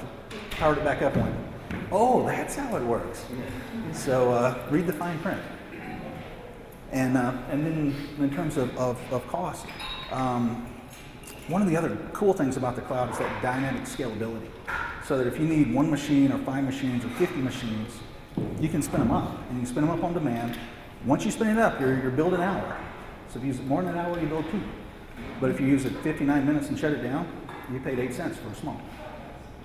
And that's really the power. That's what convinced me to move this way with my business. And what Same Sky Systems is our cloud overlay company. And what we do is we build technology for deploying from a single machine to clusters of machine inside EC2.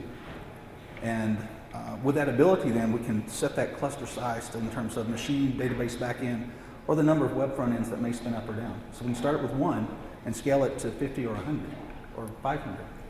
One thing to note, though, if you're going to scale past 25, I think, in Amazon, you have to go through their process to get approved that you can spin up that many reserved nodes.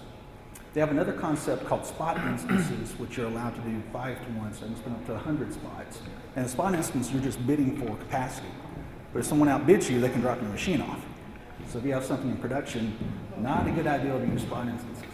But if you just need some spare computing capacity, or you're crunching something, and you build it so it can dynamically scale up and down, say you want to run 50 or 100 or 500, then that's viable. So it's kind of a good competing model. Any questions about EC2 or current tech? Well, the biggest problem for me is the difficulty in, the big selling point is, you just spin up to new need and then we put it back down. It's the difficulty in actually implementing that making it, a clone from server to server. Oh yeah, yeah, yeah. That's Yeah, you do an EBS snapshot and you drop it into another Amazon machine image, and elastic block storage to snap to that hard drive, put it in place, and it's running. Well, the AWS, Amazon Web Services console you go through to launch this, it's much better than it used to be. When I started, it was all command line. Being an old router jockey at CLI was easy, and Unix sysadmin from my background, so it was pretty intuitive, but very, very manually intensive because you type out this 150 string of characters to launch a machine, and keeping track of all those and what you launched and the names and everything else. But now they have a graphical user interface, a web GUI, that's the AWS console. But the dilemma there is it's not real intuitive as to how you work with multiple instances. the IP failover and all that kind of stuff is what's difficult. Oh yeah, well elastic, has anyone heard of the concept of an elastic IP address?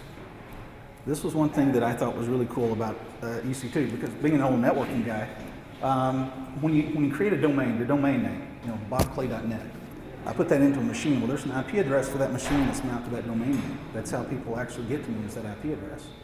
Well, Amazon has the ability to create what they call an elastic IP. So inside the cloud, you're a TIN-net. You're inside a private network. Well, that has to mount, that TIN address has to mount to a real IP address that the internet can see. And they do that for you automatically, and they'll assign one to you. But you really want to be able to control that. So I can take my domain, map it to a specific IP address, and that IP address stays in my domain forever, even if the machine changes. So that TIN address in Amazon's net can change over and over again, and it will if that machine fails or you upgrade. But I can mount that elastic IP to it, and that way I don't have to remount my domain name in the internet. Very, very powerful concept. So we actually wrote software to do that automatically. So we track the TIN IP address in a DNS, and then if we have a failure, we'll remap that TIN address and reattach that elastic IP automatically. And that's something Amazon doesn't do for you. So something to be aware of if you're going to deploy that. So are you saying that the IP address is permanent, but it has elastic properties so that Well, if you want to move it around, but you still maintain control? You do, and there's one other key issue is that an IP address really maps to a machine, right? So that's how your domain gets to that machine. Well, because that IP address is mapped to your domain, if the one in the cloud changes, then you can change that same IP address to point to a different TIN address. I'm not explaining this very well. So if you think about it this way, so you have your domain name, bobclay.net, that's mapped to 172.7.4.1, make it simple. And then this virtual machine inside the cloud is mapped to a TIN address, 10.x.x.x. Okay, are normally called TIN addresses? In a private network, it's either a TIN address or a 192. But in the real world, this address doesn't ever have to change. It stays the same, and you can remap that to multiple virtual machines. So if a machine fails, it gets a new TIN address, you can just remap that 172 address over to the new TIN. From a legal liability point of view, if it was necessary for my company to, remap,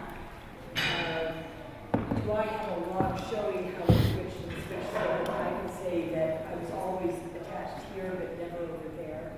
So what I'm trying to say is that often IP addresses are part of what we track down when we're looking at Oh, sure. investigation for something. And then there are people that may be misappropriating and found that the scene of something based on their IP address. Well, the difference between we usually say a real IP address, a real world address, and a private address. Anytime you're inside network address translation, it's called NAT. So that TIN address is a NAT address, and that changes inside. It's like your cable box, right? So your address at home is changing all the time. But they may mount a real IP address to that if you pay them to do so, called a static IP address, right? And so you can think of this 172 as a static IP address that you keep all the time. So your domain is always mapped to that IP address. So you don't have to remap it inside the internet every time your machine's IP address changes. It's a very powerful concept because you don't have to wait for that delay of your IP address to propagate because you keep the same one no matter what the machine is. Okay, so what you're talking about will change that.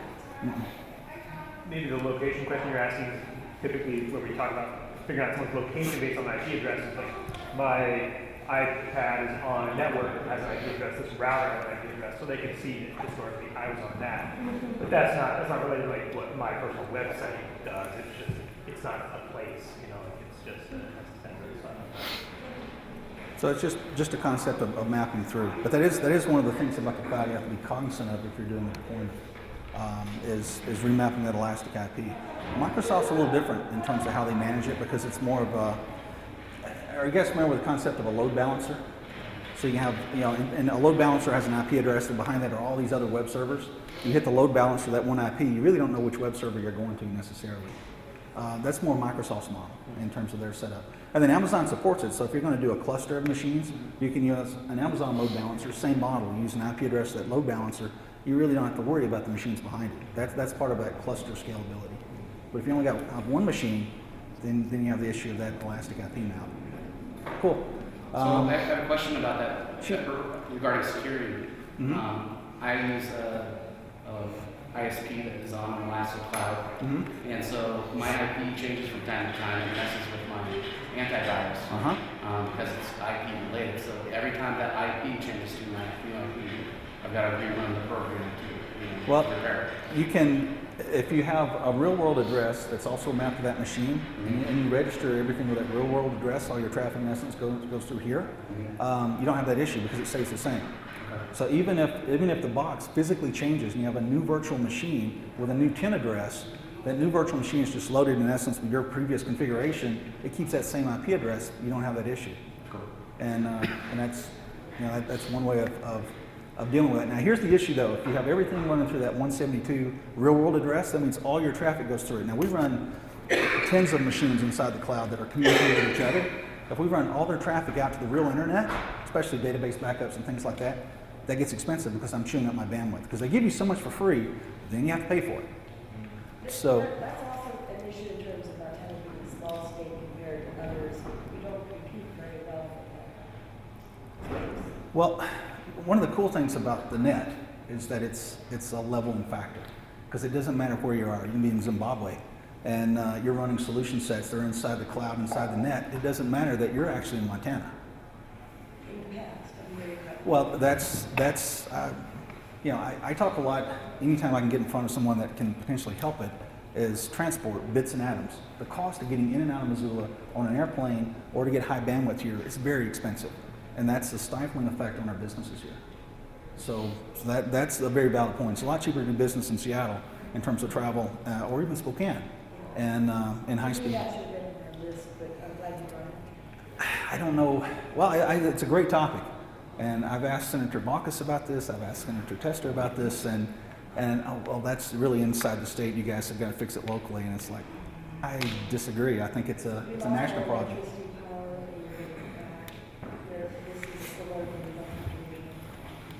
Yeah. Well, I think that's a great topic to discuss.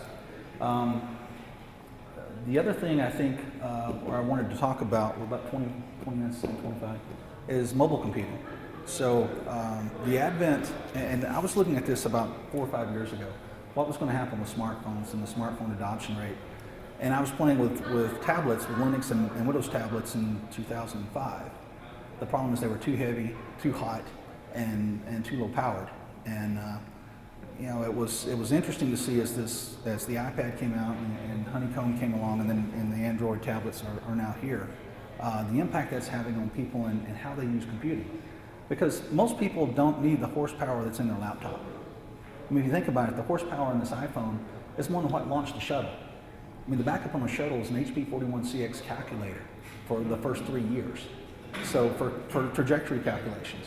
But if you think about the amount of power that's just in your mobile devices now, it's staggering. So all you need to do is web surf, do your email, and maybe shell into a machine. That device can absolutely do it. But what's behind that? You know, what about storage? What about secondary computing? What about applications running modeling technology so that becomes just a presentation? All the horsepower can be somewhere else. That's what's happening. And those are the apps that are starting to evolve and develop. And I'm having a number of conversations with folks now about business apps and business apps on mobile devices. Well, that's one of the things that we're kind of looking at, so trying to make the private personal enterprise cloud for inter-office collaboration. And we're looking at like a centric solution for virtualized applications.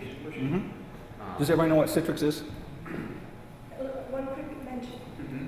Just say what it is. Well, Citrix is it's virtualization suite basically, but they So have virtualize your desktop. You can virtualize a physical machine or virtual machine. VM? But you also have the ability to virtualize an application so that just the application can be pushed through a web browser to a client.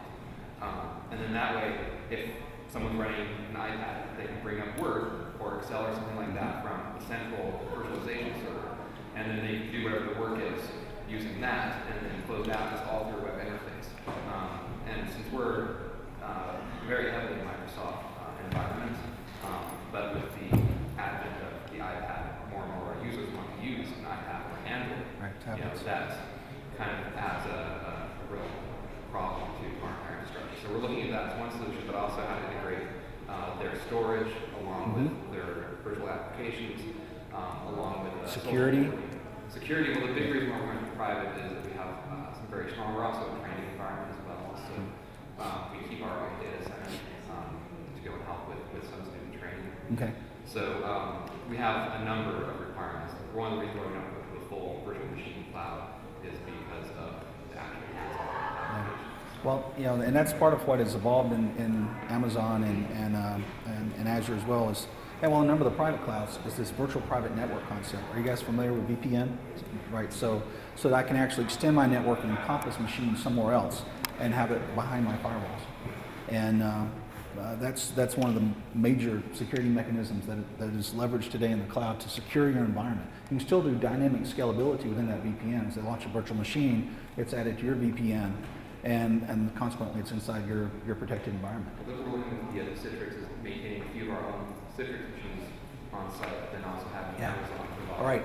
Well, I was at a supercomputing conference in November, and the concept of cloud burst is just gaining tremendous momentum. So the concept of bursting out of your existing data center and solution set into the cloud itself, and that could be within a VPN or just a launch of secondary machines for computing or additional capacity or even storage. So that's an area that I'm very interested in. I think there's going to be tremendous growth over the next 5 to 10 years. And something I saw a few years ago was the ability to, what's the constraint of using this as your laptop? Screen size. The size of your screen and the I/O. So I can take a wireless Bluetooth and connect to my iPad. So I still don't have a mouse, so the whole double click thing is something that we're programming around right now. But the other thing is just, if I can, and Microsoft's done a tremendous amount of research on this, set this down on a table, bang, the table becomes my display. Or I walk into a room, wirelessly connect to the screen, now I have a large display. I have a wireless keyboard I can pick up, I'm connected to it, it's secured, whether it's Bluetooth or whatever protocol. Then this becomes your computer. You've answered the I/O issues. And that's part of what's evolving right now. It's not there yet, but you're going to see more and more of that capacity be built into these devices in the next very short time, next few years. Any other thoughts about mobile? Questions? Comments? Our biggest problem so far has been because we have so many old technologies that are still being used in SMB along with a SharePoint, which does some things, but not everything. I'm not very fond of SharePoint, to tell you the truth, but we have a number of technologies, and mostly we've been trying to stitch this together into a way that we can keep our existing infrastructure. Well, the greenfield apps, brand new applications where you have no legacy are always the easiest to bring to market. So for startups and small companies, if you have a new idea that you don't have to deal with the legacy or the existing data centers, that's going to be very powerful because I can go out, remember CapEx is zero, OpEx is by the hour. All my development machines are actually in the cloud as well. We spin them up and down based on our need and what we're working on. Same thing with testing. So for a small company getting started, it's really powerful keeping your costs down and giving you access to 1,000 machines for 8 cents an hour. So imagine having to buy 1,000 machines. I mean, that's $3 million for a decent sized box. Well, I can lease them for 4 hours for a few $100. Changes the business model and the development model tremendously. So that's part of what's happened with cloud in the last 3 or 4 years, the last 2 years especially. It's just exploded. And the cloud vendors are struggling to keep up, as well as the technology vendors like Cisco.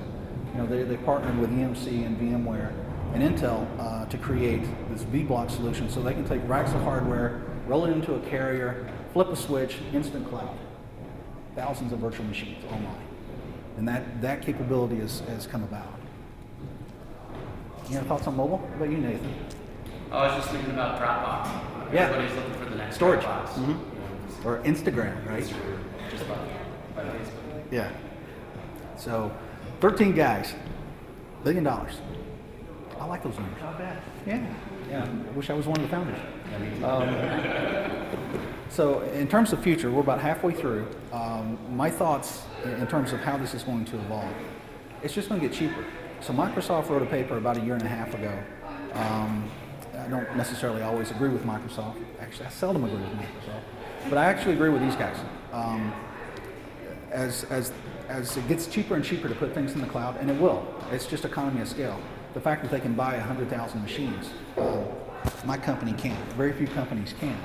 And then they share that cost across thousands or tens of thousands of clients. It's going to be difficult for corporations, major corporations even, to compete with the cost models that will be offered. It's like when I went to Cisco in '95, I went in the access group, and what we sold was racks of access servers, dial-up modems. So, and we sold them to Boeing, we sold them to Fortune 500 companies. Within 2 years, we didn't sell anything to Fortune 500, we sold them to the ISPs. ISPs didn't exist in 1994. By 1997, they were the only people that were buying access technology. It exploded, it became the internet. Cloud is going to have a similar effect in terms of leveling the playing field of who can get in and have 100 machines to play on for a few pennies. And the ability to gain access to that from anywhere at a very, very cheap cost. So one of the virtual machine hosting, that's constant, actually fun. What my biggest concern would be more than software as a service. Yeah. My concern is data locking. That's always going to be. Well, and if you have big data, are you guys seeing all the big data buzz that's going on right now? So if you're talking about terabytes, petabytes, exabytes of data, how the hell do you get that up a pipe that's 10 meg out of my office? My throughput from Brethren, or help you if you have DSL, you get about a meg around Missoula. So how do you get the data in? So that's one of the concerns. But today you do it by shipping hard drives, honestly. You ship them the drives, they load them up into your solution set. If you want to protect it, you put it inside the VPN. And the question about S3 and storage and how secure is that and their RAID arrays, it depends on if you're leasing from an ISP anywhere, it depends on their people. Now, how can they find your stuff? You're inside 5 POPs scattered across the East Coast, Zone 1, Zone 2, and Zone 5 in Region East. How do they know where you are? So unless it's someone that's really internal that's digging into it, it's going to be difficult for them to find you. Well, not only that, transferring, in my opinion, if I go there, vendor wants something less than often, and they go do that. And this is not like a virtual machine, I can understand. Yep. Just like you said, large data, that's a big thing, a big concern. How to get data from one vendor to another vendor, and will the vendor actually be, how will they be with the data once I say, Well, how do you extract it? Are they going to ship you hard drives back? Because it's when you start talking about that scale of data, it's not just 2 or 3 drives. You're talking about a RAID array in a 7-foot rack, and it belongs to them, not to you. But how do you get your data out? Because that's what the value is. And that's unanswered. That scale, that's unanswered. If you're talking gigabytes, maybe even terabytes, doable now. And you can move them out yourself, but there's a cost because to transfer that data through the private side is free inside EC2, but to the public side through that 172 address, you're going to pay money once you start talking about that kind of volume. And the bigger your machine, the bigger pipe that you get with that hourly lease. But then even at a certain point, even if you have one of the largest machines, which now is about $5 an hour, $5.80 I think, for one of their HOS platforms, you still are going to run into a cost. So you got to factor that in your business model. Absolutely. So with that milieu, and so much of what we're doing now is digital imaging, video, etc., which is really data intense, right? Very much so. Big Yeah. data fast. Yeah. Well, quality and fidelity, right? Yeah, and What resolution? Doubling the resolution every 18 months, right? Yeah. So does that mean that the thing that is most likely to be amenable to real distribution is the last thing that's going to go in? Well, if you look at the content distribution networks now that, well, like Amazon lays over their cloud, and I don't know if Microsoft has a comparable offering or not. I haven't looked there for it. I'll need to look into that. But so they're building technology to help you cache video streams. Actually, they do all of Netflix's video streaming. It's coming out of the cloud now. Did you guys know that Netflix uses EC2 now for all their back end? So they've solved the problem per se. You can judge by the own quality you get at home. And usually, if I can get on for the PS3, it's not too bad. A third of the time, though, I can't get connected. Yeah, but just there's always some issue. I am interested in the public impact role if something gets locked out. For example, if code got uploaded or Netflix's litigation, you're allowed to get your subscription to your nice little children's album. Well, you know, in terms of, have you guys ever heard of the OSI model or the 7-layer model? Common networking. So you think about, you have, it's a layering capability so you can transfer technology at different layers. So from a data layer, plugging in Ethernet versus plugging in fiber, to TCP/IP for your network, to the application layer at the top. So if you think about that layered approach, if your service is layered on top of EC2, EC2 has an issue, you don't have access to your service. If your service is from a vendor, from Netflix, and Netflix goes into litigation and stops serving, you know, I'm sorry you paid for we're bankrupt. See ya. That's whether it's in the cloud or it's ISP or a private data center, same thing. As far as I know, you can sue them. Well, and as a small business owner, Yeah. for me, I'm thinking I see great potential here, but you know, you're talking about the economy of scale and you use the words competing. And I'm in an environment where I have a niche product that is very successful, but I've got a lot of big companies that would like to see me go away or join them. And so it would compete more effectively if we're talking about numbers, people. Well, that's sort of also a leveling effect from the cloud side is that, you know, unless they do a special negotiation with Amazon, and Amazon will do that. They'll do big company sales. But if you're competing on a level playing field, and the fact is, because you're among tens of thousands driving that cost down per hour, it's going to continue to go down. It makes you very competitive because your cost to deploy and operate is not going to be that much different from theirs in terms of that physical structure per se. Now, one of the interesting things is, and what I want to see, is more competition between real cloud vendors, Rackspace, Azure, EC2, so that there's not one monolithic solution that everyone has to use, being EC2. So I'm really interested in seeing Azure become successful here because the more competition, the better pricing, the better service you get. If there's no competition, then they become lethargic and you see a flatlining of new features and innovation and everything else. If you don't have that competitive push, that capitalistic drive, you don't see the innovation. And one thing to note, I guess, in that regard is it takes a lot of money to be a big player. So you're not going to have little companies that are successful in becoming big public clouds. They can become good private cloud companies. And I think you'll see innovation happening there. And then that technology will migrate probably into the larger clouds at some point, into the public side. But it takes billions of dollars to be a cloud player in this world now. So you're only going to have the big companies that do it. IBM, maybe HP in the future, Microsoft, Amazon. And it's in my opinion, it's changing how we think about computing, and it'll continue to do so. I would say within 5 years, very few companies will be buying hardware. They'll be leasing space because the numbers are so much better. The business models will.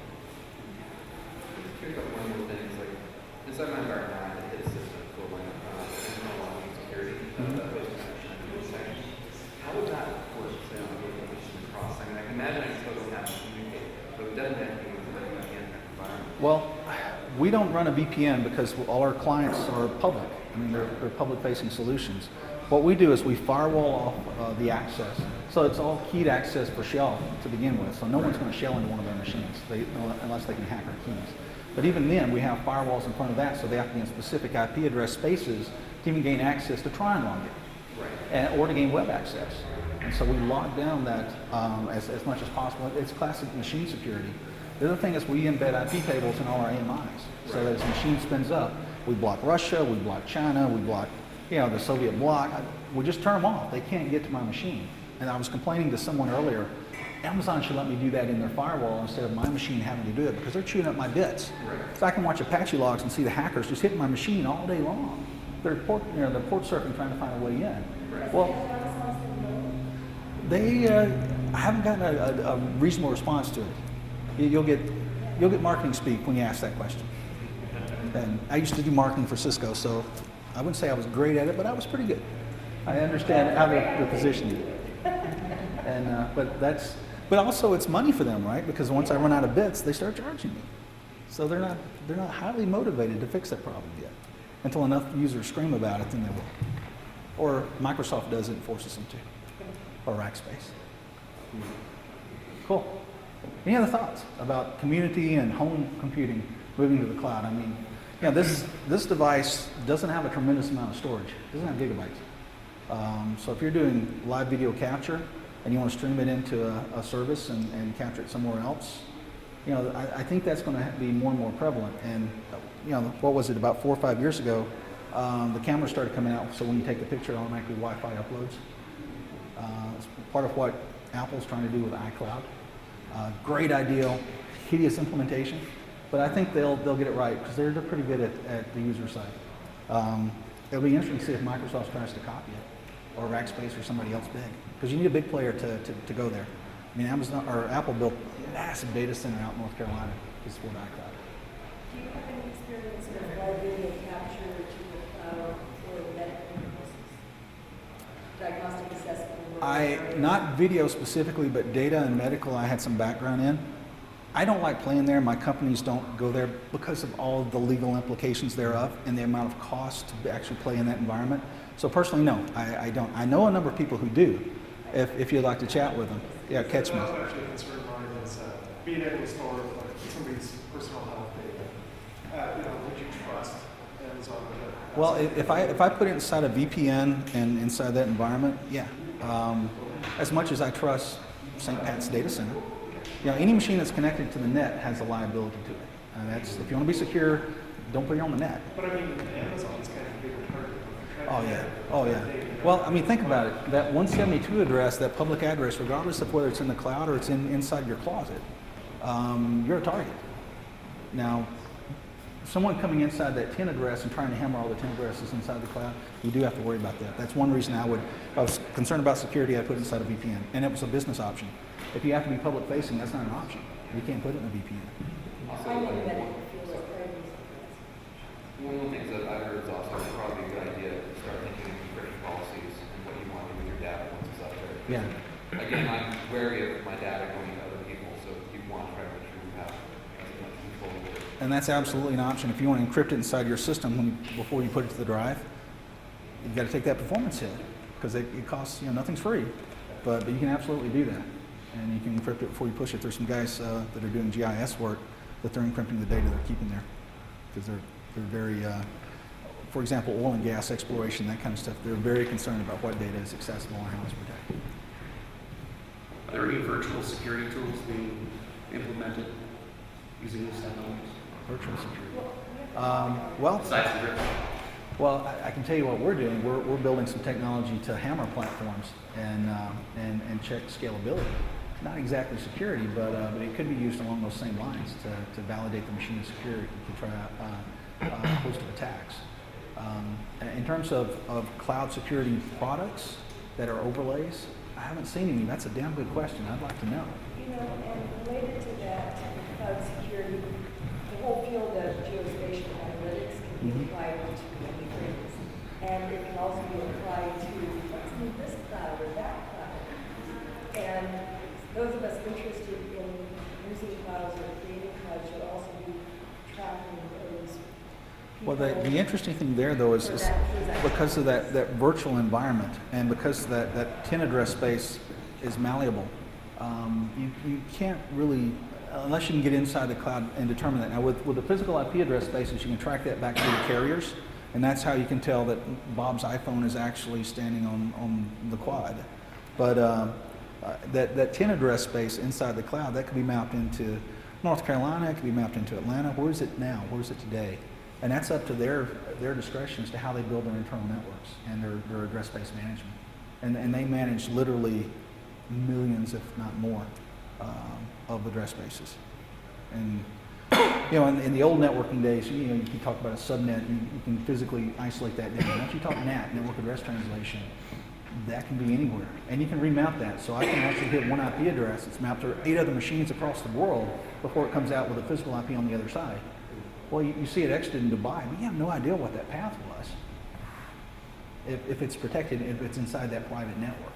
If it's all public, you can trace it. You can do a trace route and figure out where your path is. But you hit the private side, you may not have that visibility. You won't have that visibility. So what do you see as the timeline before the local data center starts to really disappear? It's happening now. It's happening now. ISPs are on the block. The little guys are being forced. They've been under a lot of pressure because of the downward cost model. So it's been commoditized already. And that's, if you're developing a product, the last thing you want is for your product line to be commoditized, because you lose the ability to innovate and add capability to it per se if it's so mature you can't. And also that price point, even if you innovate it, it's twice as expensive. That innovation doesn't justify the price point, you can't sell it. So that's what the current ISPs are starting to see happen is, they rent a virtual machine. Oh, it's only $50 a month for the base. Yeah, but I can turn this one on and off for 8 cents an hour. I only need it 3 days a week. They have to be able to compete on that model. So they've got to either move to a cloud model or consolidate with someone else, get bigger, et cetera, and implement it. So it's happening now.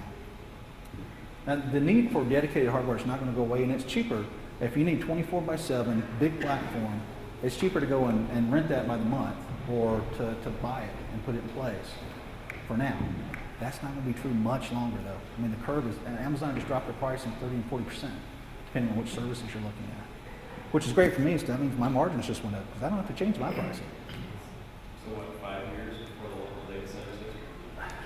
It depends on how they evolve and what services they offer. If you offer a specialized service that I can only get from you, and your customer service is exemplary, you may have something that survives and goes forward. But if you're just a box shop, yeah, I would say it's 5 or less. And you're going to be hard pressed to compete with the price points that an Azure, an EC2, or Backspace can offer. And that's already happened. So that was Mod West as well. Well, they've consolidated with Blackfoot. I know John pretty well. John Masterson was the CEO or president. I don't know what his title was. He was the owner. One of 3 at Mod West, and they just sold to Blackfoot. And they're a good little ISP. They've had, a great run, about 10 years. Customers all over the world, but they were starting to feel the pressure, and so they needed to move into a bigger environment, and they decided to sell and consolidate Mod West into Blackfoot's environment. Because when you replicate all that infrastructure, and you do it across every vendor, it's a cost. And the fact that the big guys can do it for hundreds of thousands of clients, and you're only doing it for hundreds or thousands of clients, you just look at the cost model, and they're just going to be much more efficient than you can be. Right now, if you were to do a map of Montana, the rural areas, the pipe in is small in many places. And I personally would like to see that grow so that people ultimately can still interact. Well, and I think, it is happening. I mean, when I moved to Montana, we bought a house in Up Grant Creek in 1998. And I could pull in 2 ISDN lines. That's all I could get there. So I get 128K. And then finally I had a T1 ordered for 3 years and never got it installed. They wouldn't change the coppers or all the filters in between so they could put the T1 in place. And so finally I got DSL. And then last year I finally got Breslin in there, and so I'm getting at least 13, 15 meg throughput. But and we're fairly close to Missoula, right? I mean, we're just up Grant Creek. If you look at some of the smaller towns, so They still exist. But do you use satellite, or do you what's your uplink? The biggest one got Yeah. Takes it to a deer, and it runs in town. Well, I mean, when I was at Cisco, I did a lot of standards work, and our team did a lot of work with WiMAX. So we're looking for high throughput long shots. And so Wi-Fi, we've shot Wi-Fi 20 miles, and with decent fidelity, as long as you have cleared line of sight. And you got a tower that's 200 feet tall. So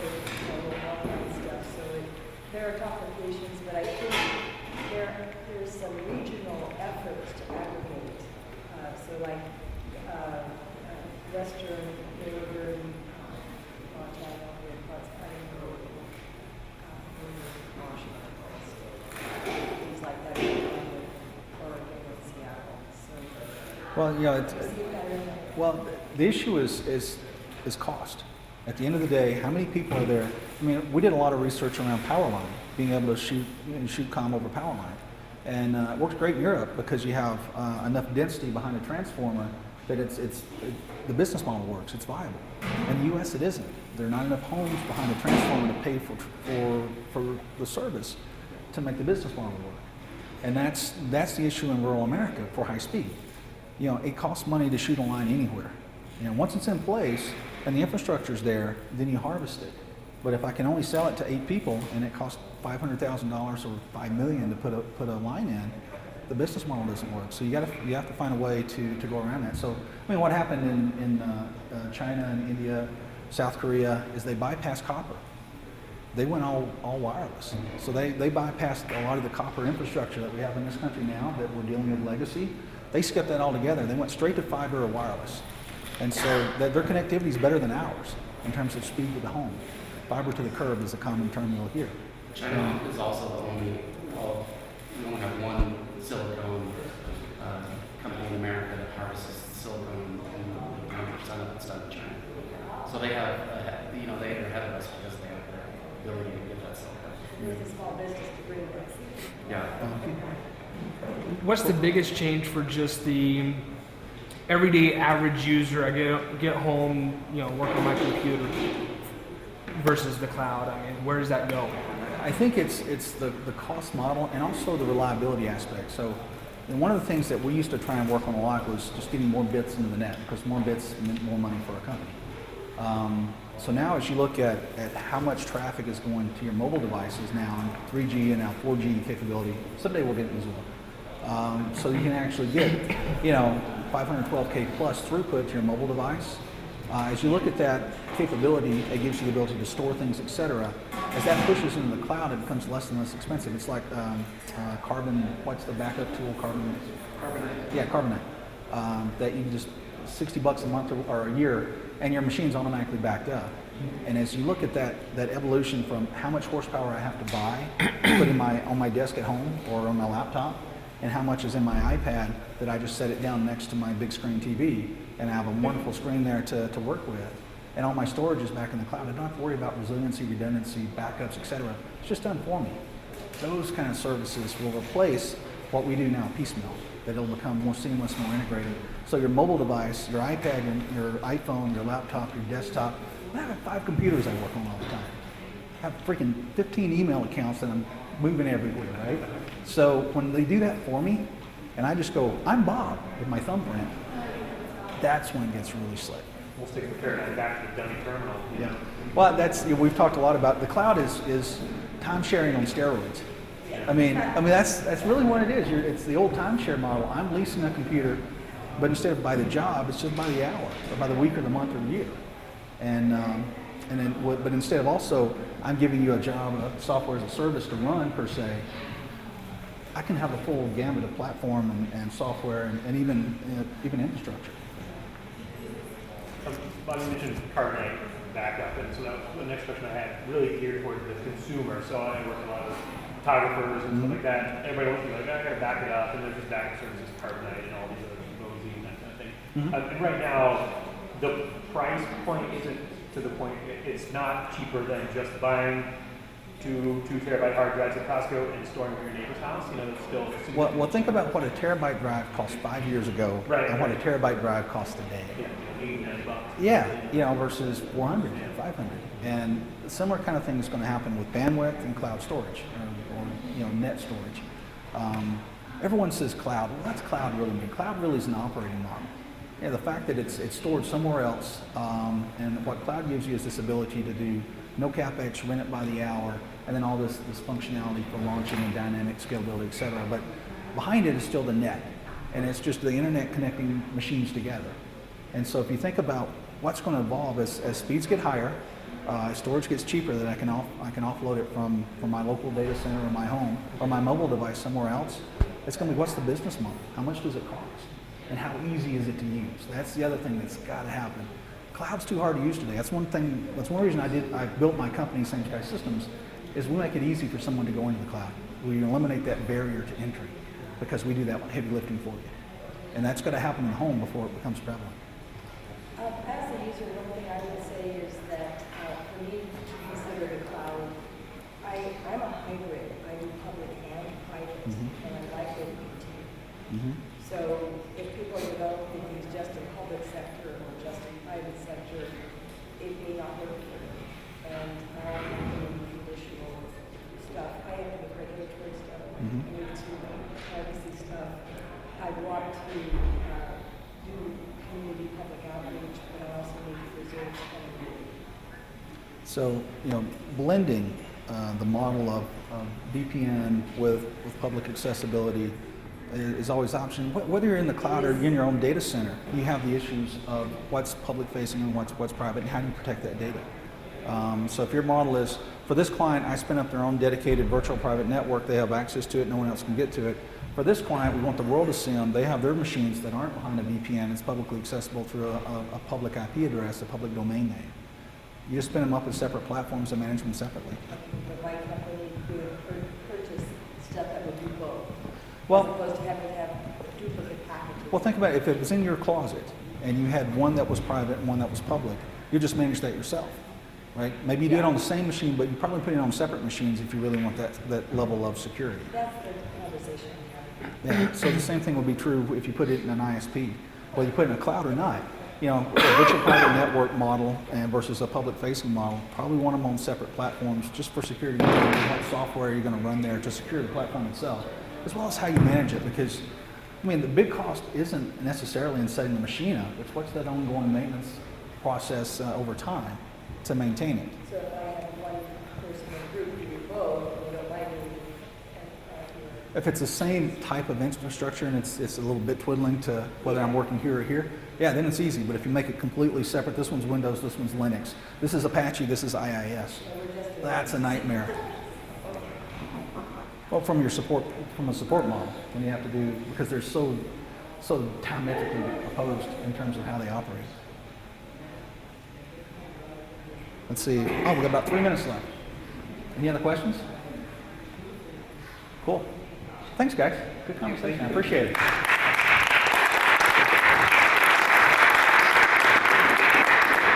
We'll fill it back his mic.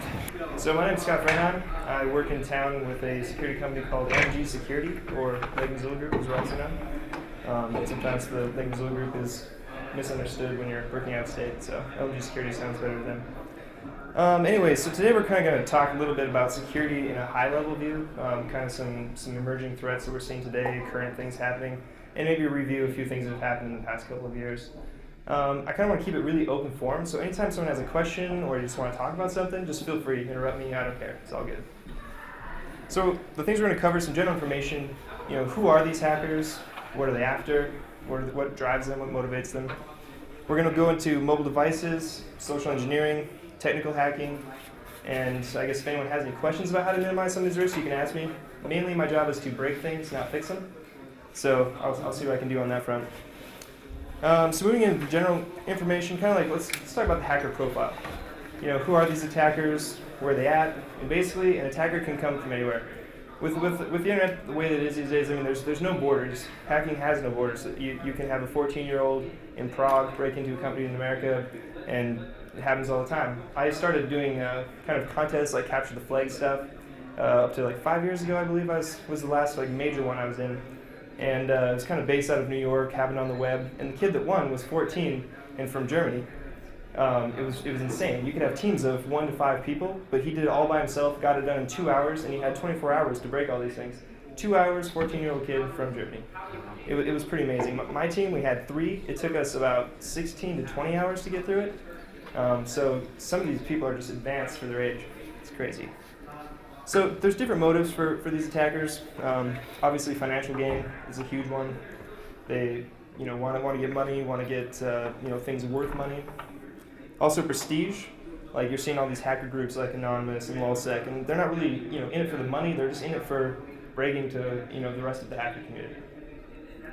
And also curiosity. There's a lot of people who are just kind of curious. Like what happens if I do this? Oftentimes those are the people who you see get caught because they're also not taking into account the risks of what they're doing. So how do they do it? Hackers are going to use a variety of tools. anything from technical testing, social engineering, hacking people. Oftentimes, the people can be the weakest link in that system. You could have a perfect, impenetrable IT, security plan. You have patched servers, everything's updated, but if someone gets through to that person and they divulge some information or some usernames or passwords, that gives them a hole. And they're going to use a lot of tools. Anyone know any hack tools that people use today? Wireshark, yep, good for analyzing network traffic and kind of after the fact stuff for the most part. Yeah, or even live capturing. Oh yeah, people use Google all the time. I'm glad someone brought that up because oftentimes people overlook the fact that search engines have a wealth of information, and if you're putting that stuff out there on the web, Google's going to find it unless you put it in your robot.txt file. Don't look at this stuff.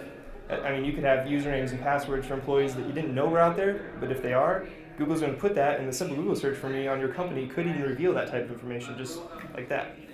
So oftentimes the number one spot where a lot of attackers start is search engines.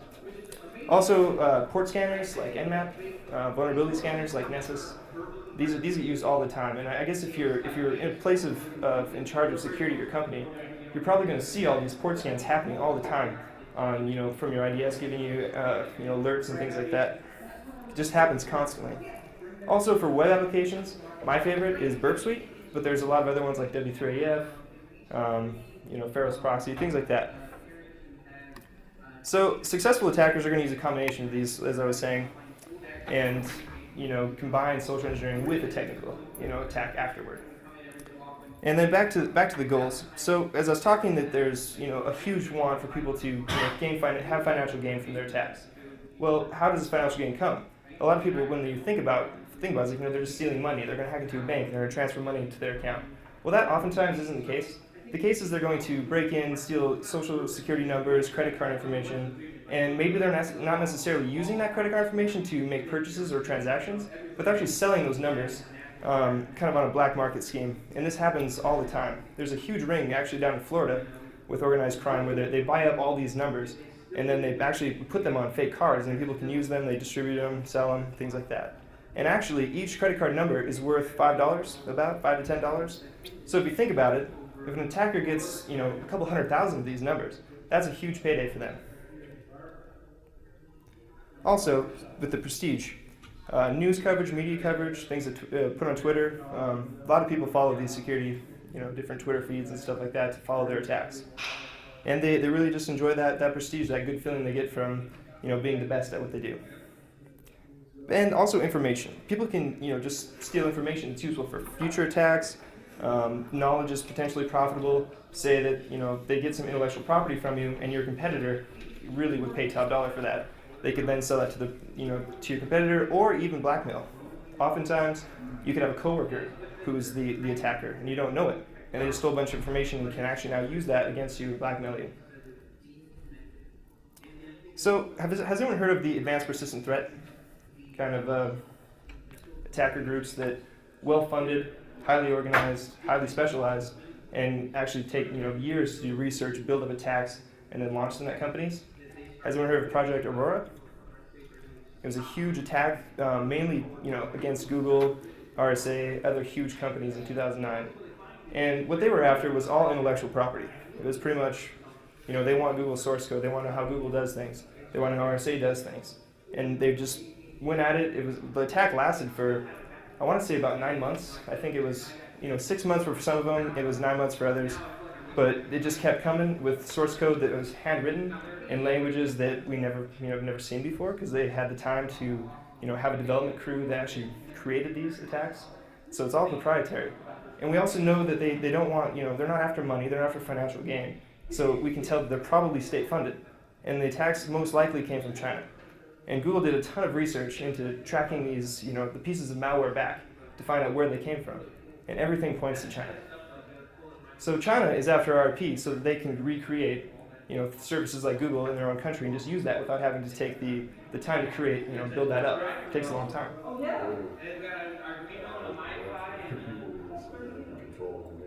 Exactly.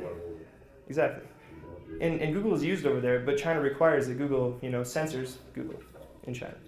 And so after this attack happened, and Google kind of found out that it was kind of China doing this, they threatened to just uncensor Google in China to everyone who's in China. Chinese people did not like this very much, and then Google also threatened if they weren't going to accept that, they would just completely pull out of China and just not have Google. So there's some big consequences for it. Some of them are pretty financially based, especially with that intellectual property rights. And it's kind of a scary battlefield out there. And a lot of people don't realize it's even happening. Has anyone heard of like Stuxnet? Stux. S-T-U-X. I think for the name, that's about it. Yeah, so does anyone know where that was targeted at? The Iranian nuclear? Yeah. So that's kind of another example of it, but we don't know exactly where that one came from either, but all fingers point to either the US or Israel, because we stand the most to gain if they fail at creating nuclear weapons. And Stuxnet was a piece of malware that was, ingeniously crafted.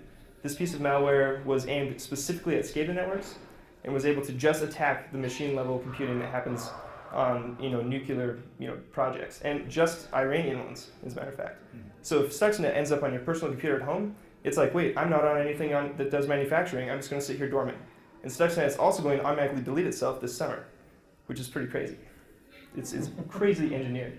It was so fine-tuned that it has to come from government that's trying to stop that. It's amazing. And so what it basically did was go in there, and it affected their uranium enrichment process and made it so that their numbers were off and they couldn't enrich the uranium properly. It was pretty interesting. Brilliant. Yeah. Well, wasn't it also that it disguised itself as just like a regular botnet? It pretended to be some criminal organization that was doing it. It infected lots of people's computers. It affected tons of people. It just didn't affect anything. Yeah. It just acted like it. Yeah. Until it found that SCADAnet. Yep. It infected other areas of SCADA, but if it wasn't Iranian nuclear, it didn't attack, which was pretty cool. Funny. So a few statistics, I guess, in regard to hacking. And all these stats come from the Verizon Wireless 2011 Data Breach Report, which I recommend that everyone reads. It's just up on Verizon's website. It goes through and kind of categorizes different attacks, talks about where they come from, motivations. It's a very intuitive report. And it's the Verizon Wireless 2011 Data Breach Investigations Report. They put one out every year. You can already get some stats from 2012, but obviously there's not as much being pretty fresh into the year. But some statistics from that. 92% of attacks in 2011 were from external attackers, so people outside the companies. External could be within the US, just not part of that company. 17% were insiders in the organization, so they already had a position that gave them power within the IT, and they just exploited that. And 9% involved multiple parties, so it could be working with someone on the outside and also attacking from the outside. And less than 1% came from business partners, which is a huge decline from what you've seen in the past. Oftentimes, your business partner, you want to trust them, so they have a higher level of access to your internal operations. And a lot of people were abusing that in the past, but it's gone down significantly. And how do hackers do it? 50% involved actual technical hacking, so only half of it involved someone sitting at a computer and breaking into something. 49% incorporated malware, so just release that malware out there and let it go. And 29% involved physical attacks, someone physically coming to the company, either breaking in or social engineering their way into the building and stealing laptops, things like that. And 17% resulted from privilege misuse. So maybe you have an employee that has elevated privileges on the network, and maybe you're unaware that they had those, and then they abuse that elevated privilege. Like they have access to credit card processing, and they just kind of take a few of those numbers. And 11% use social engineering tactics. And I was kind of surprised actually by that number. Social engineering is a lot bigger problem than a lot of people give it attention. And at 11%, it makes kind of reinforces that. It kind of says to people, hey, this isn't as big a thing to worry about. When really, it's just as important to worry about that. So, now that we got the background, let's kind of move into some actual devices. So we'll start with mobile devices and kind of some emerging things we're seeing there. Malware, of course, has been a threat to PCs and servers for many years, but we're also seeing that happen on mobile devices, and it's starting to get pretty wild. With the large increase in computing power of your smartphones these days, that thing is basically a little data center in your pocket. It runs just like a computer, so you can build malware that runs, it can run on a mobile device, it can run on a laptop. It's the same thing, it's just slightly different. And 80-90% of mobile devices don't have, antivirus protection. They're starting to now. I know you can buy like Kaspersky for Android and things like that, but but no one's using it. People just kind of inherently trust their device as being safe. So what kind of data are people trying to steal from your mobile device? Well, location data, which could be scary, could not be scary. It depends on location data. In my opinion, if you're someone of high importance, like the President of the United States, you're probably not going to want that location data, distributed out. It also tells people when you're not home, they can come rob you. They know exactly where you're at. They can steal text messages, emails, save documents. They can even activate the audio on your phone and listen to you in live time when it's in your pocket. Oh my gosh. Yeah, as an example of that, in 2005, the FBI was able to do that with dumb flip phones to try to bring down mob rings and things. So if they could do that in 2005 on that type of phone, what's possible now? And then also photos, they can steal your photos you've taken, or you can activate the video camera or camera and take pictures on your device that gets sent back to them, or even just turn the video on and watch. Right. And then with laptops, I guess we'll kind of jump to that. Does anyone have any questions on phones before we move on to laptops? Not really? Cool. So laptops are the most mature platform. They're easy to manage centrally in organizations. You can, globally control antivirus, security settings, firewalls. So they're a little bit harder to crack in for attackers. Cell phones, much easier to break into. Like I said, no antivirus. They're harder to centrally manage. BlackBerry has the best server for enterprise use, where they can actually globally set configurations, remotely wipe phones, things like that, which is super handy. Windows Phone has ActiveSync, and Android has a few kind of rivaling things trying to start up, but it's not really progressed very far. And then tablets. So tablets are kind of the new kid on the block. Once again, everyone trusts these. No one who buys a tablet is like, oh, this is a target for an attacker right here. But really, they're quite full of information. How many people work at a company where all the executives have their iPad and they do all their business work on that iPad? Now, if you compromise that iPad, you get all their corporate emails, you get everything. So social engineering is our next kind of avenue. Does anyone have any questions about the mobile devices? So how realistic is the threat? I mean, how realistic? Yeah, I mean, I'm not. Well, I haven't even considered it. Yeah, like right. you said, but Not I many mean, people have. Have there been a lot of reports so far? Kind of on a mass scale. There's less reports on a mass scale, but it's happening. I feel that most people don't realize it's happening.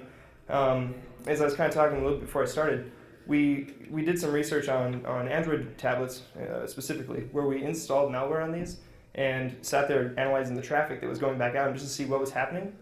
And so we installed some malware. You can't tell it's there at all. There's no way to tell. Yeah. And you're just using it like normal. But when you look at the network traffic, it's sending all kinds of data from your tablet, everything.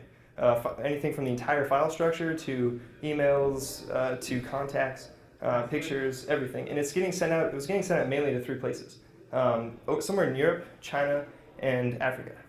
So because we track the IPs, it's kind of scary too because you can't get rid of it.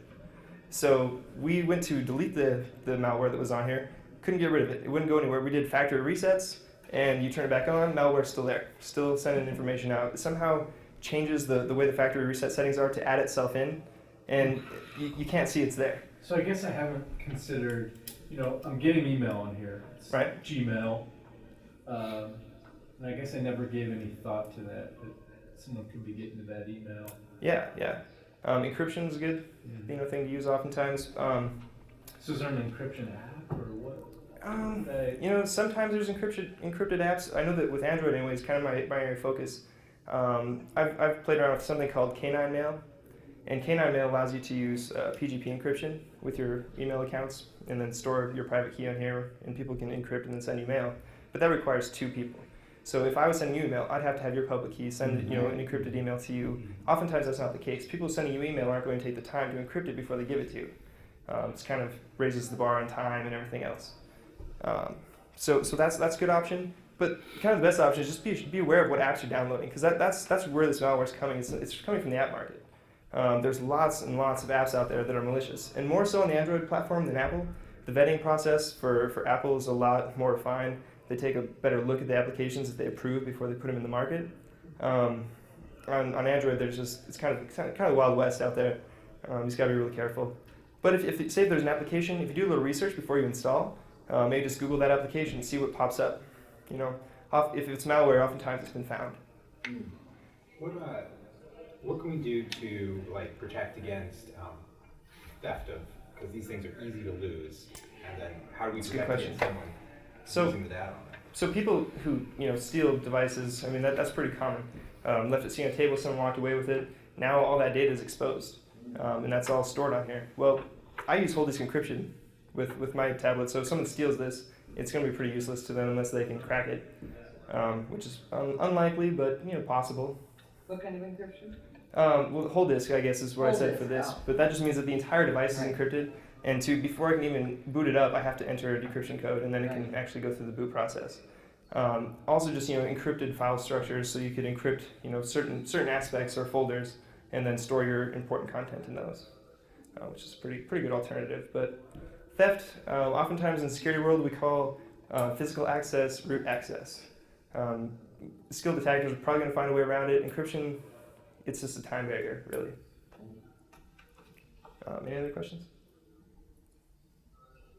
Can you get remote wipe software for them? Yes. Because I've heard of people doing that, so if they lose it, they just basically... The iPad comes with that. I know the iPad and the iPhone both, when you sign up with iCloud, which is a free thing for those devices, I can go onto the internet and say, where's my device? It comes up and does the GPS thing and says, this is where the device is. And then I can say remote wipe next time it comes on. So if maybe it's not on Wi-Fi right now and I can't see it, so then as soon as my phone reconnects to the internet, then it says, okay, wipe it, and so it just deletes everything. Yep, and that's the one caveat, is it has to reconnect to the network to receive the remote wipe signal. So Now, you could technically just leave it off the network and look through your stuff, or move it off the... Right. Yeah, and so for our research, actually what I have to play with is a Faraday cage. So I can actually steal a device and toss it into that Faraday cage where it can't, communicate out, and I have it on and I read all my stuff in there on it, and it can't get any signals in there. So as long as it can reattach itself to the network, somehow it will receive that wipe command and wipe everything you had on there. And there's a lot of enterprise grade equipment for that too that you can manage everything centrally. And if an employee's like, hey, I lost my phone, type it in, that phone's wiped. So it's pretty good stuff. It's a little bit expensive sometimes, but it's a pretty good option. Any other questions on the actual devices? How difficult was it you've got an Android tablet, how difficult was it for you to set up full disk encryption on yours? Super easy. You go to settings, security, encryption. And then it says, are you sure you want to hold disk encrypt your tablet? The only way to remove this is a factory reset. And you say yes, and as long as it's plugged in, it goes through the encryption process, and then you pick a pin. And it's simple. And something I recommend everyone does. And one thing that people worry about with encryption is it's going to slow my device down because everything's going to have to decrypt. Well, I've found zero, lag or anything on this once it's been encrypted. It's the same. Once it's decrypted, it's fine. Everything runs the same speed. What about antivirus? Do they have any good antivirus that you're aware of for the phones and or for the tablets? It's kind of I guess it's kind of an open-ended question because there's so many different platforms that there's a different style of antivirus for each of those platforms. I haven't played around too much with antivirus on mobile devices. I know that I think I mentioned earlier, Kaspersky has released one for Android, and they're usually pretty top-notch. I like the product that they have for laptops and or workstations and such. So I'd imagine it'd be a fairly good option. With antivirus though, it's kind of helping a little bit. Really, you're only stopping between 30 and 75% of malicious content coming at you. The rest of it's unknown, so nothing will protect you from it, except for kind of paying attention to what's going on. Oh, and the other danger, I'm sure something from Kaspersky is perfectly legit, but there's a lot of malware disguised as antivirus software. I know there's some of that on the Android market. A ton. Yeah, the Android market, you just gotta research those apps before you install them. Is the big thing. Like I said, oftentimes someone's going to play around with that app, discover that it's malware, and then they'll post all about it on the web and easy to read. And that kind of stuff happens fast too. I mean, it might be 5 days after that app's in the market, there's already going to be posts about everything about it online. You can Any good sites for that that you frequent that is pretty inclusive as to... As far as all platforms, not really. Droid. But like, I like to read like Droid Live. There's a few others I can't think of the names of off the top of my head. There's a great app actually called Google Currents, and you can just install that and then choose everything you're interested in, and it will just load. It's like having magazines on here, and there's a ton for mobile devices. And if you kind of read through each of those, you get a pretty good grasp of everything happening on the different platforms. Cool. Any other questions? Awesome. So let's talk about some social engineering, hacking people. There's a few ways it typically happens. I'm sure that has everyone got a spam email through their inbox that you just know is not legitimate? Oh yeah. Someone trying to sell you something, or hey, check this link out, and you don't know who it came from. Some prince in Africa. Yeah, exactly. So that's kind of the base, or the starting point, at least for social engineering. It's kind of a mass blanket spam. It's almost never targeted, but when it is, it's more effective. I guess there's phishing and spear phishing. So like phishing is they just kind of blanket as many people as possible with as many email addresses as they can gather and just send that same email out. See how many people click on the link or purchase the product. Spear phishing is they know who you are and they're gunning for you. So they can put personal things into the message or make it look like it comes from someone whom you know or trust. And then you're probably going to be 5 times more likely to click on that if you know the sender, even though it's not them. It's really easy to spoof where an email comes from. Super easy. Yeah, I've gotten one that looks like a perfectly legitimate PayPal. Oh yeah. But when you look at where the link actually goes without clicking it, exactly. You know, that's not PayPal. Nope. In fact, it's in Russia. That's sad. There was a big real estate rental scam that hit Flathead Valley about 7 or 8 months ago, where they would go onto the real estate websites and post pictures of actual houses and properties that were either for rent or sale, and on Craigslist, and have some sort of weird thing to be like, all right, well, I have to go on a business trip to the East database, so send me the check and I'll send you the keys or something like that. And like a ton of people, just fell for that. mostly older people, you know, because they look like really cheap rentals for. Oh yeah, and they look great. It was staggering. Wow. And then the impacts can be crazy, pretty detrimental depending on the size and scheme of it. I know, like with my company, we do social engineering testing for all different sizes of organizations, and we have a basic way we started out. We send out an email. The email looks like it comes from your company. We send it to your work account. Then we pose it as HR or IT, and every person that clicks on the link, we call our hotfish, and we jump on the phone and call them then. Because, of course, this person's already interested. They already fell for the first part. They're going to be more susceptible to listening to me on the phone, convincing them of other things. Which is the next part I was going to talk about was phone calling.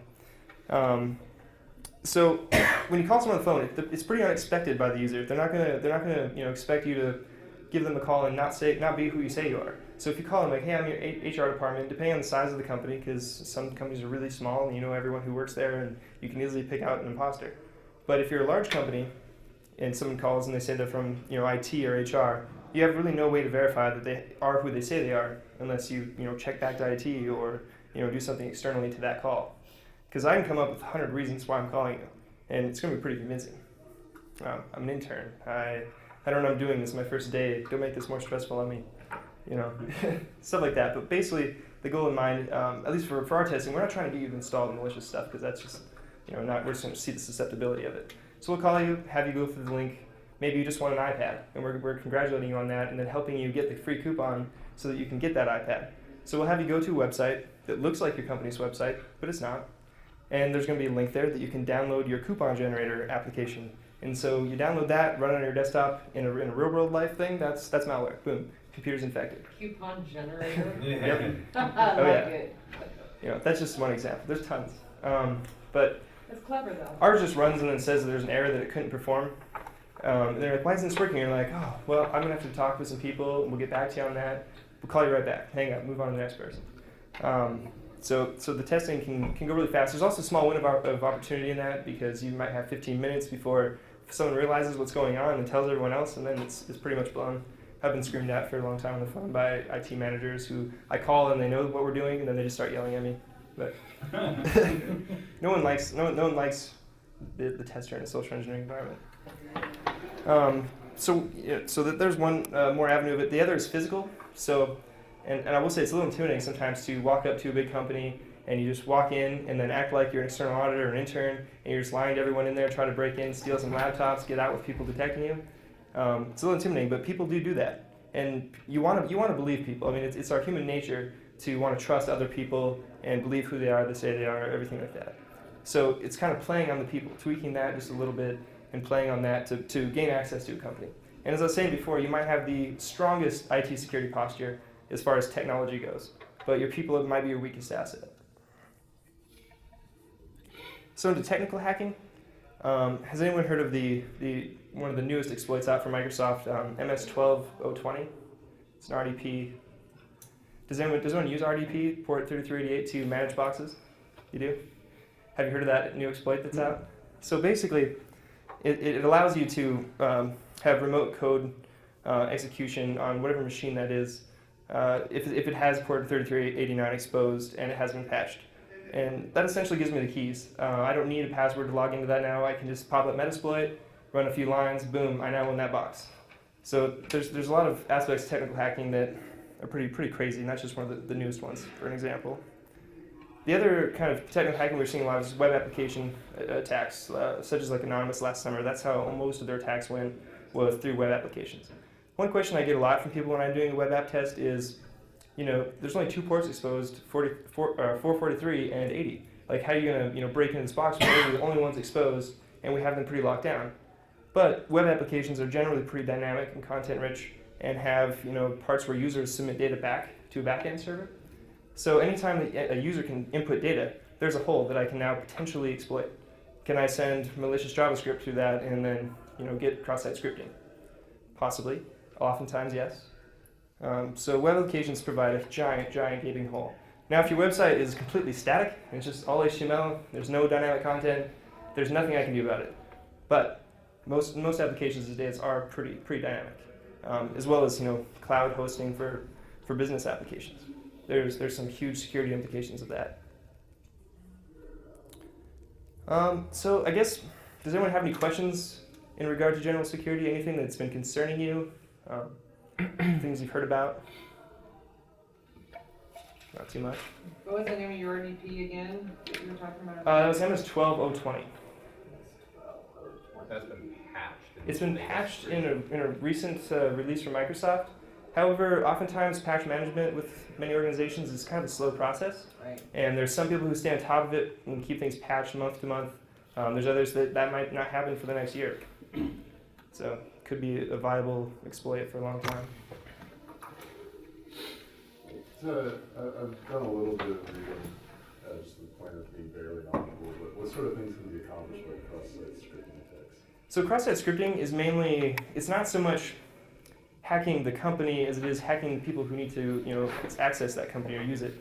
So if I'm able to upload some malicious JavaScript via a cross-site scripting attack, I can now do a number of things. One example, has anyone heard of a tool called Beef? No? Is it a cow? Kind of. Their logo is actually a bull, but it's actually spelled beef, right? BEEF. Anyway, Beef is a tool you can use in conjunction with a cross-site scripting flaw. So if I find a flaw with cross-site scripting, I can then load up Beef. I can set Beef to that cross-site scripting vulnerability that I created or exploited, and then every time that a new user comes to log into that application, and say I was able to forge some JavaScript and put a malicious link on a web application that's used by a business or that the entire public uses. Anytime someone clicks on that link now, my Beef is going to say, hey, someone just clicked on this. It's going to exploit that in your browser, so it's going to run on the client side, not the server side. And I can do a number of things. I can download password history from your Firefox browser, websites you frequent, your history, and I can keep grabbing as many people as click on that, and Beef can manage all those connections. And I can just download anything I want, monitor what you're doing with your web browser. And then I can even use your web browser to pivot. So say I broke a web application that a business is using. Someone sitting inside that business just clicked on that.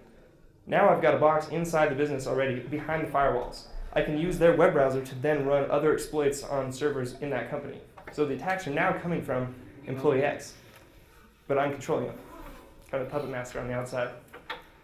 So there's tons of things you can do with cross-site scripting. Yeah. You know of any plugins that you can use in either Chrome or Firefox or IE to help limit, or to help enhance security, I should say? Other than NoScript or...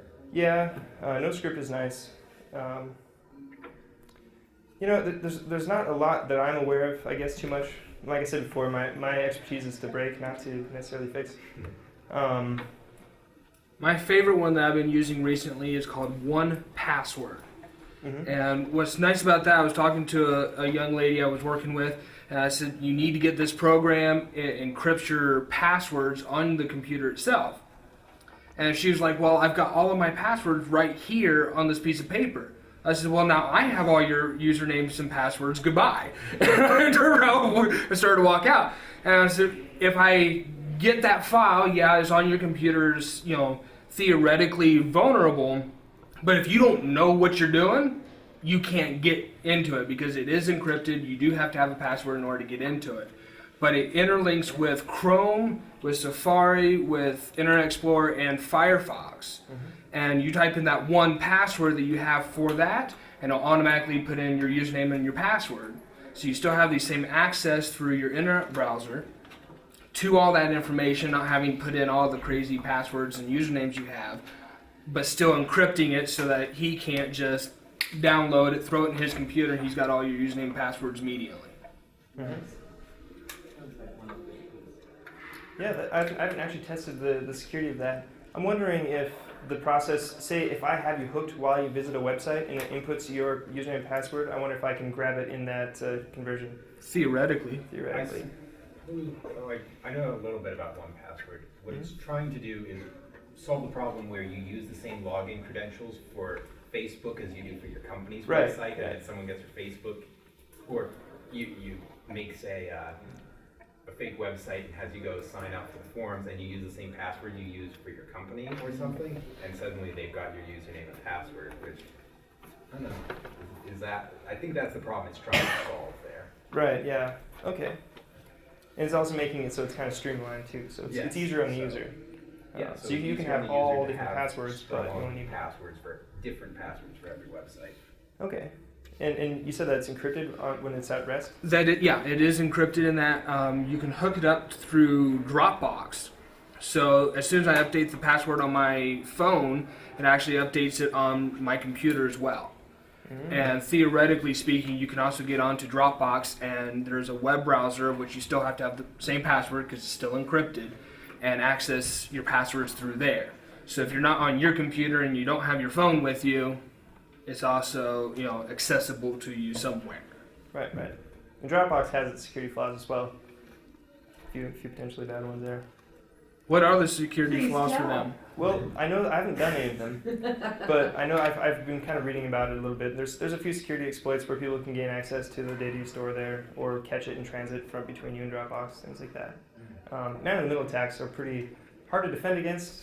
They're hard to know they're coming. So say for example, if I'm in a coffee shop and I take control of the network, I can see everything you do between the internet and your computer, because I now become the person who's routing that traffic. So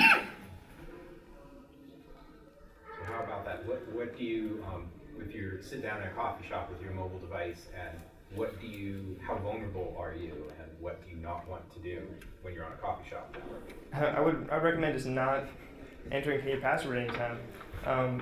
Look at sites that you don't need to, authenticate to view.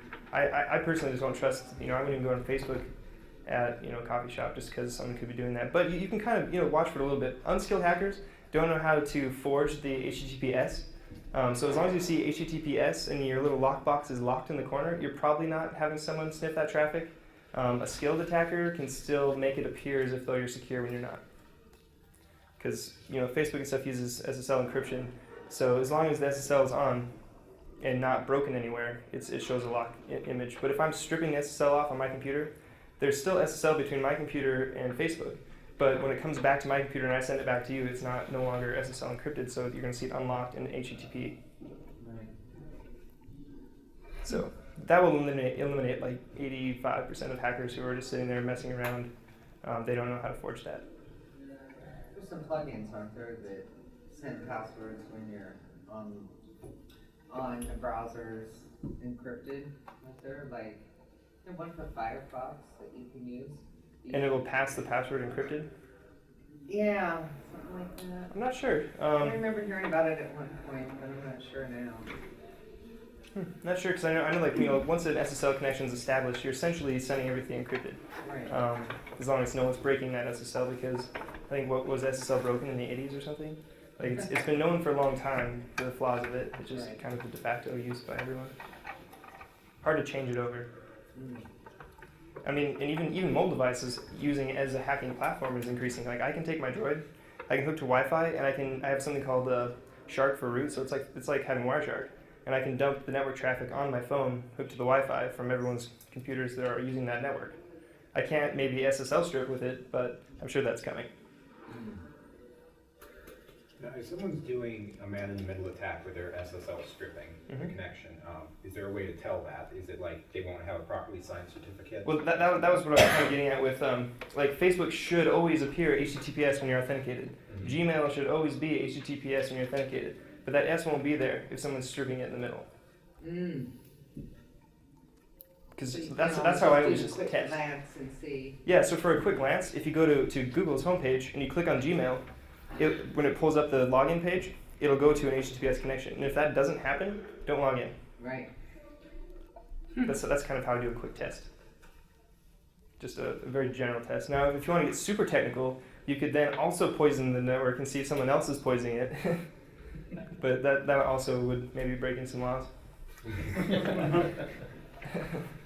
I always enjoy when I'm at a conference or something and someone walk up to me and be like, oh, you know what I totally did last weekend? I was sitting at some network and I art poisoned the whole thing and I started dumping this traffic and got some password. I'm like, congratulations, do you realize you just committed a Class C felony? And they're like, oh, and they kind of walk away really fast. Yeah, real fast. Yeah. So, I have a question. Sure.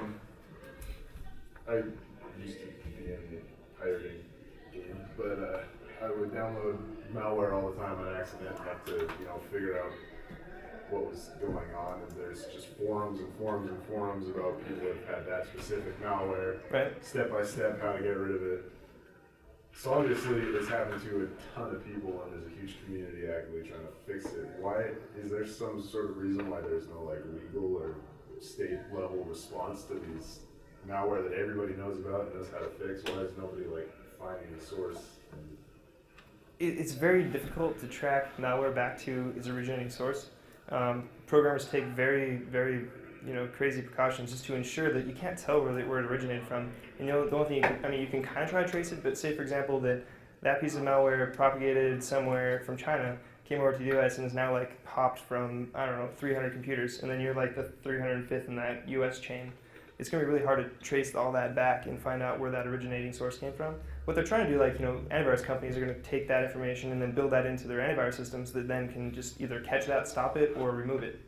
And that's kind of the best defense/offense that they have against it. Attackers always have the advantage in every scenario.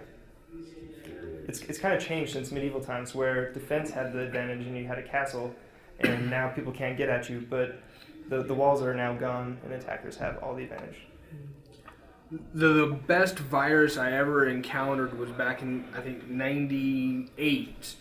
And I was on my computer and I got an email and it said, you have a virus. This is way back before I even understood what spam mail was.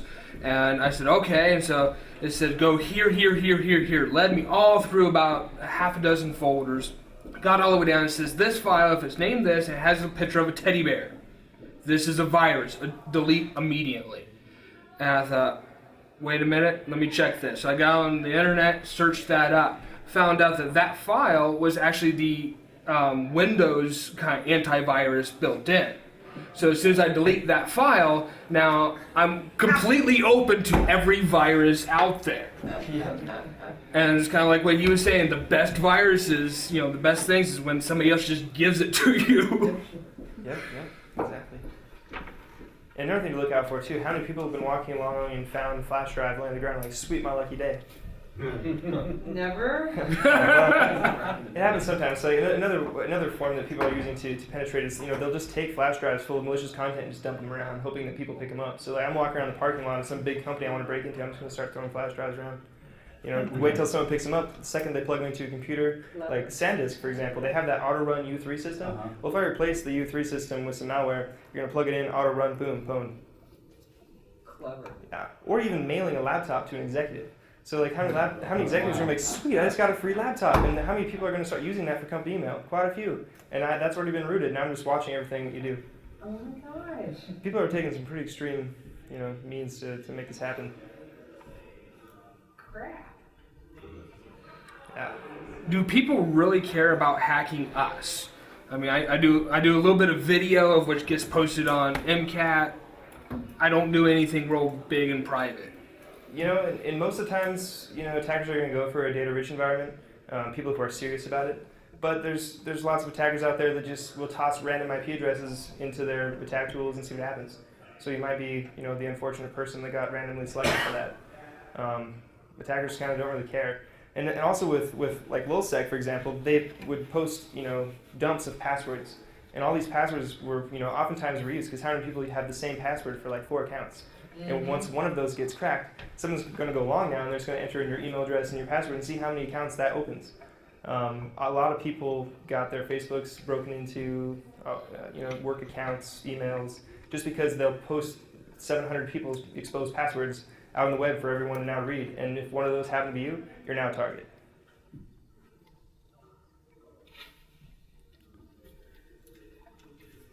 Any other questions? What time is it? I got a question.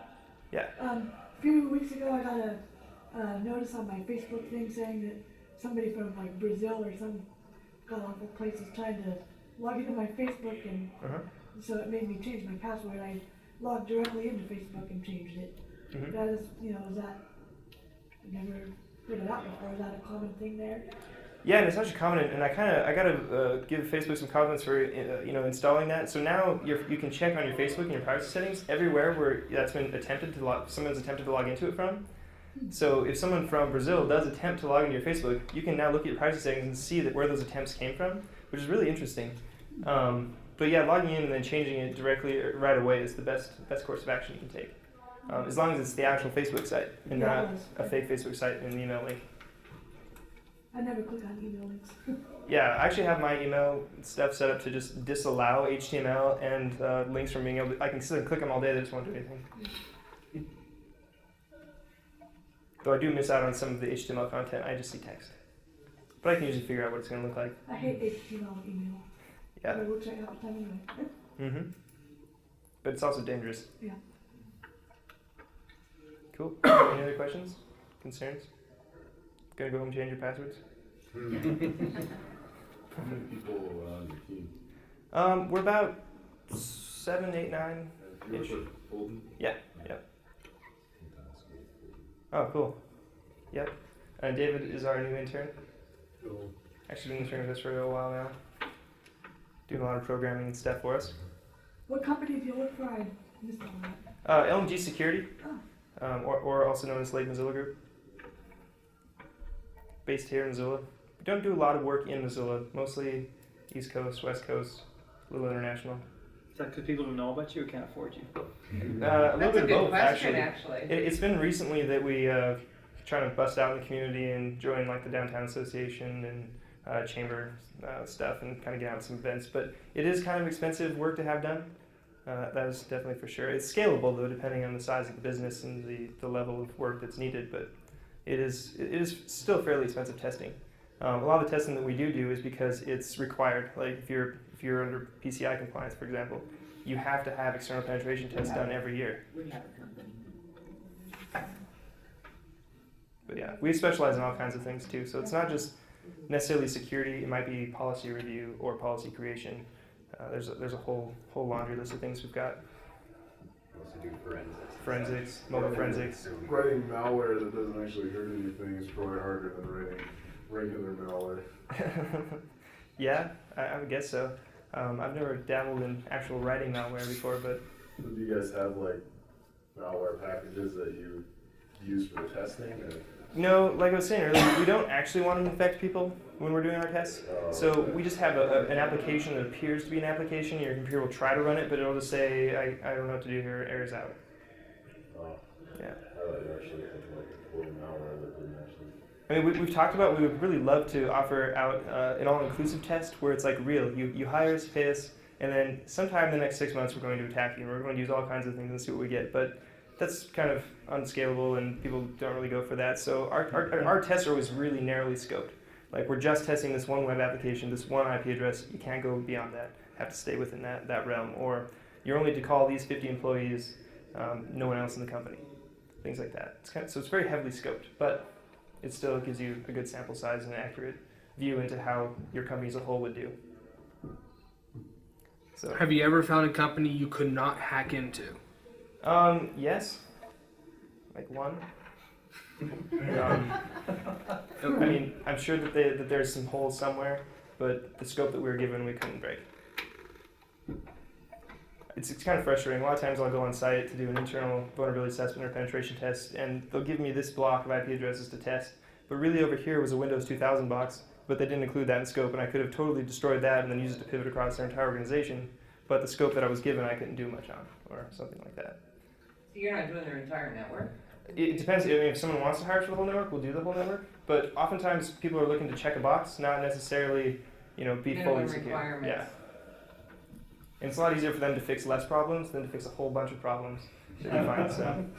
Yeah. I suppose, as you can correct me if I'm wrong, but as a company, you can kind of game the system where you only put things in scope that you know are pretty secure, and then you just take the stuff you kind of know is insecure and shut it off out of scope somewhere, and totally game the system that way is probably a really bad idea long term. Oh, it is. And then the thing about it is a breach can cost a company between $7 and $9 million to clean up, not to mention the fallout in reputation.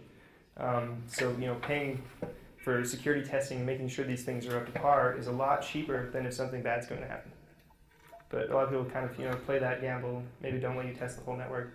I always applaud the companies that have me come in and give me the stuff they know is awful and are like, please find everything you can. That's when I know I'm going to have fun.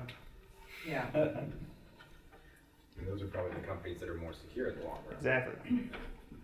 And oftentimes they're the ones who don't have as many findings because they've got a top-notch security team and they're up on top of things.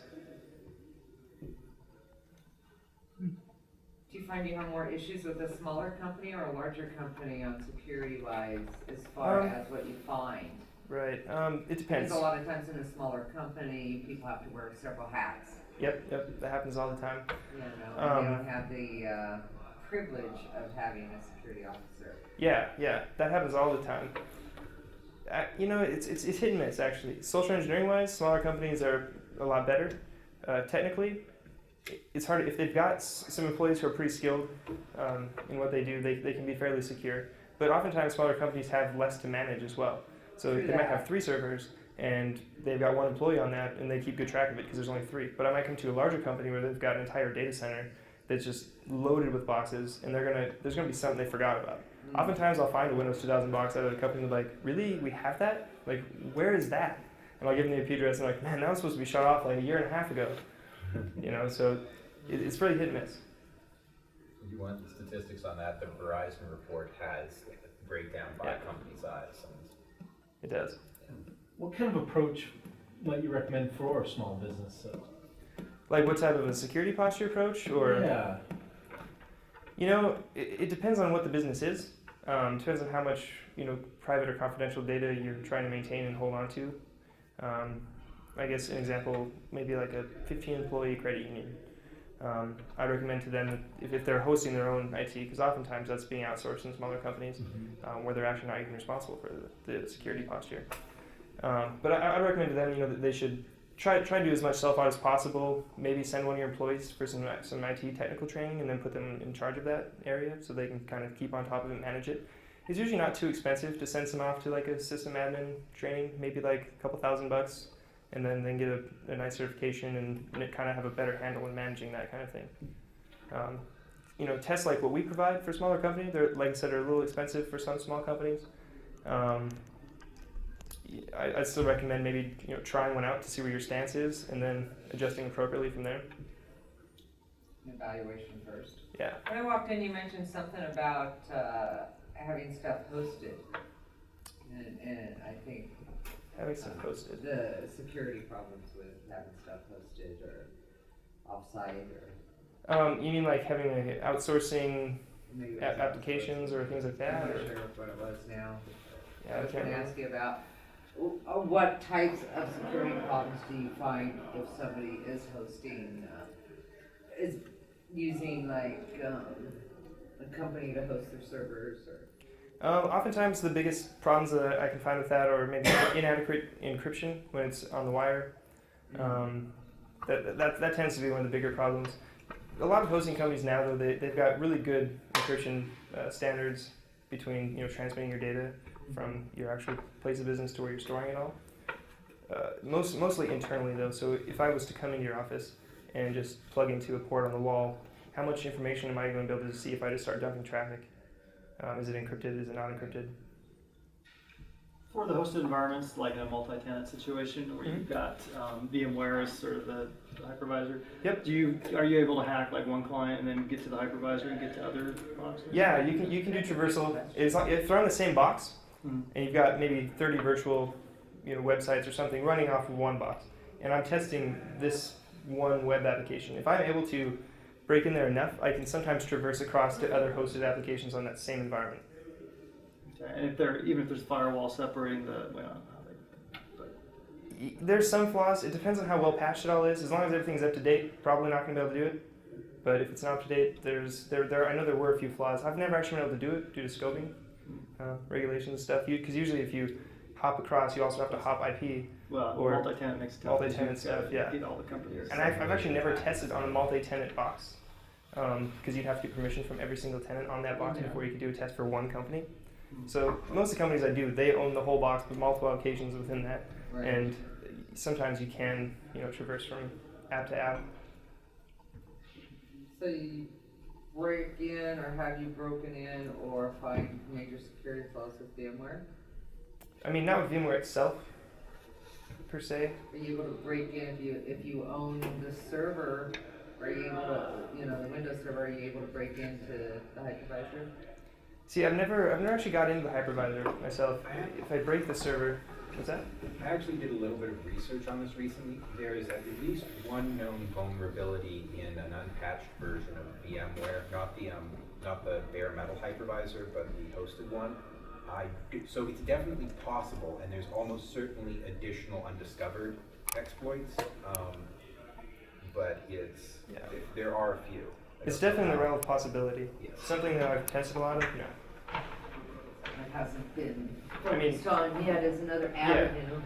What I always say is nothing is actually secure. Time and resources are kind of the biggest thing. So if an attacker's got enough time, they have enough resources, they're eventually going to break it. It's going to happen. But oftentimes that's not the case, or as long as you kind of keep up, you keep making it harder for them, make them have to have more resources, it's going to keep you more safe in the long run. If they sit there and hack and hack and hack and hack, but they can't get anywhere, they're going to move on to another company. Right. I suppose it might be a good idea if you're a hosting company, don't put a bank's website on with other people's low security websites. You might want to kind of section off so that only high security websites are hosted on this hypervisor. Exactly. The problem with the cloud, though, you never know what's where. Yeah, so you don't. And I just don't trust the cloud, personally. We haven't done a lot. Most companies host their own stuff that we've been attacking. It's not very much in the cloud. Really depends. I've read reports. That is, going that direction. Oh yeah, it's definitely trending. I've read reports that say the cloud doesn't really introduce very many new security flaws as opposed to the ones that already exist. It just flaws like you're saying, you don't know who you're sharing with, so you could have the most insecure web application ever hosting on something you need to be really safe, but because they didn't put the time into security, now you're in trouble. I would fight. Yeah. Yeah. Totally out of your control. Yeah, that would totally buy you out. Mm-hmm. I guess the biggest thing is just to make contracts. Make sure that the liability is in the right place. Right. So what you were saying about small businesses and IT security posture, your recommendation would be get someone who's thinking about IT security, who's in charge of that, and or at least interested, get them in charge, get some training. Pick someone. Pick someone who's responsible, sign it. If you try to make security a responsibility of everyone as a whole, it's going to oftentimes be overlooked. That's going to be a fail. Yeah. Fail. And then just general training and awareness. You can do it yourself. You can go back to your own company and say, hey, I want to teach people about the dangers of social engineering. That's something that's huge. You don't have to necessarily even hire a company to come in and give that training. You can do it yourself. I mean, just kind of Google it. The fundamentals are all out there. We've done that a few times actually. Yeah. Yeah, they get irritated. Oh yeah. End users do. It definitely happens, but it's for the best interest of the company. As long as you have enough policy in place too. I mean, like sanction policies and stuff. Like you have to follow this compliance. If you don't, then you're no longer going to be working with us. It's another important aspect of that.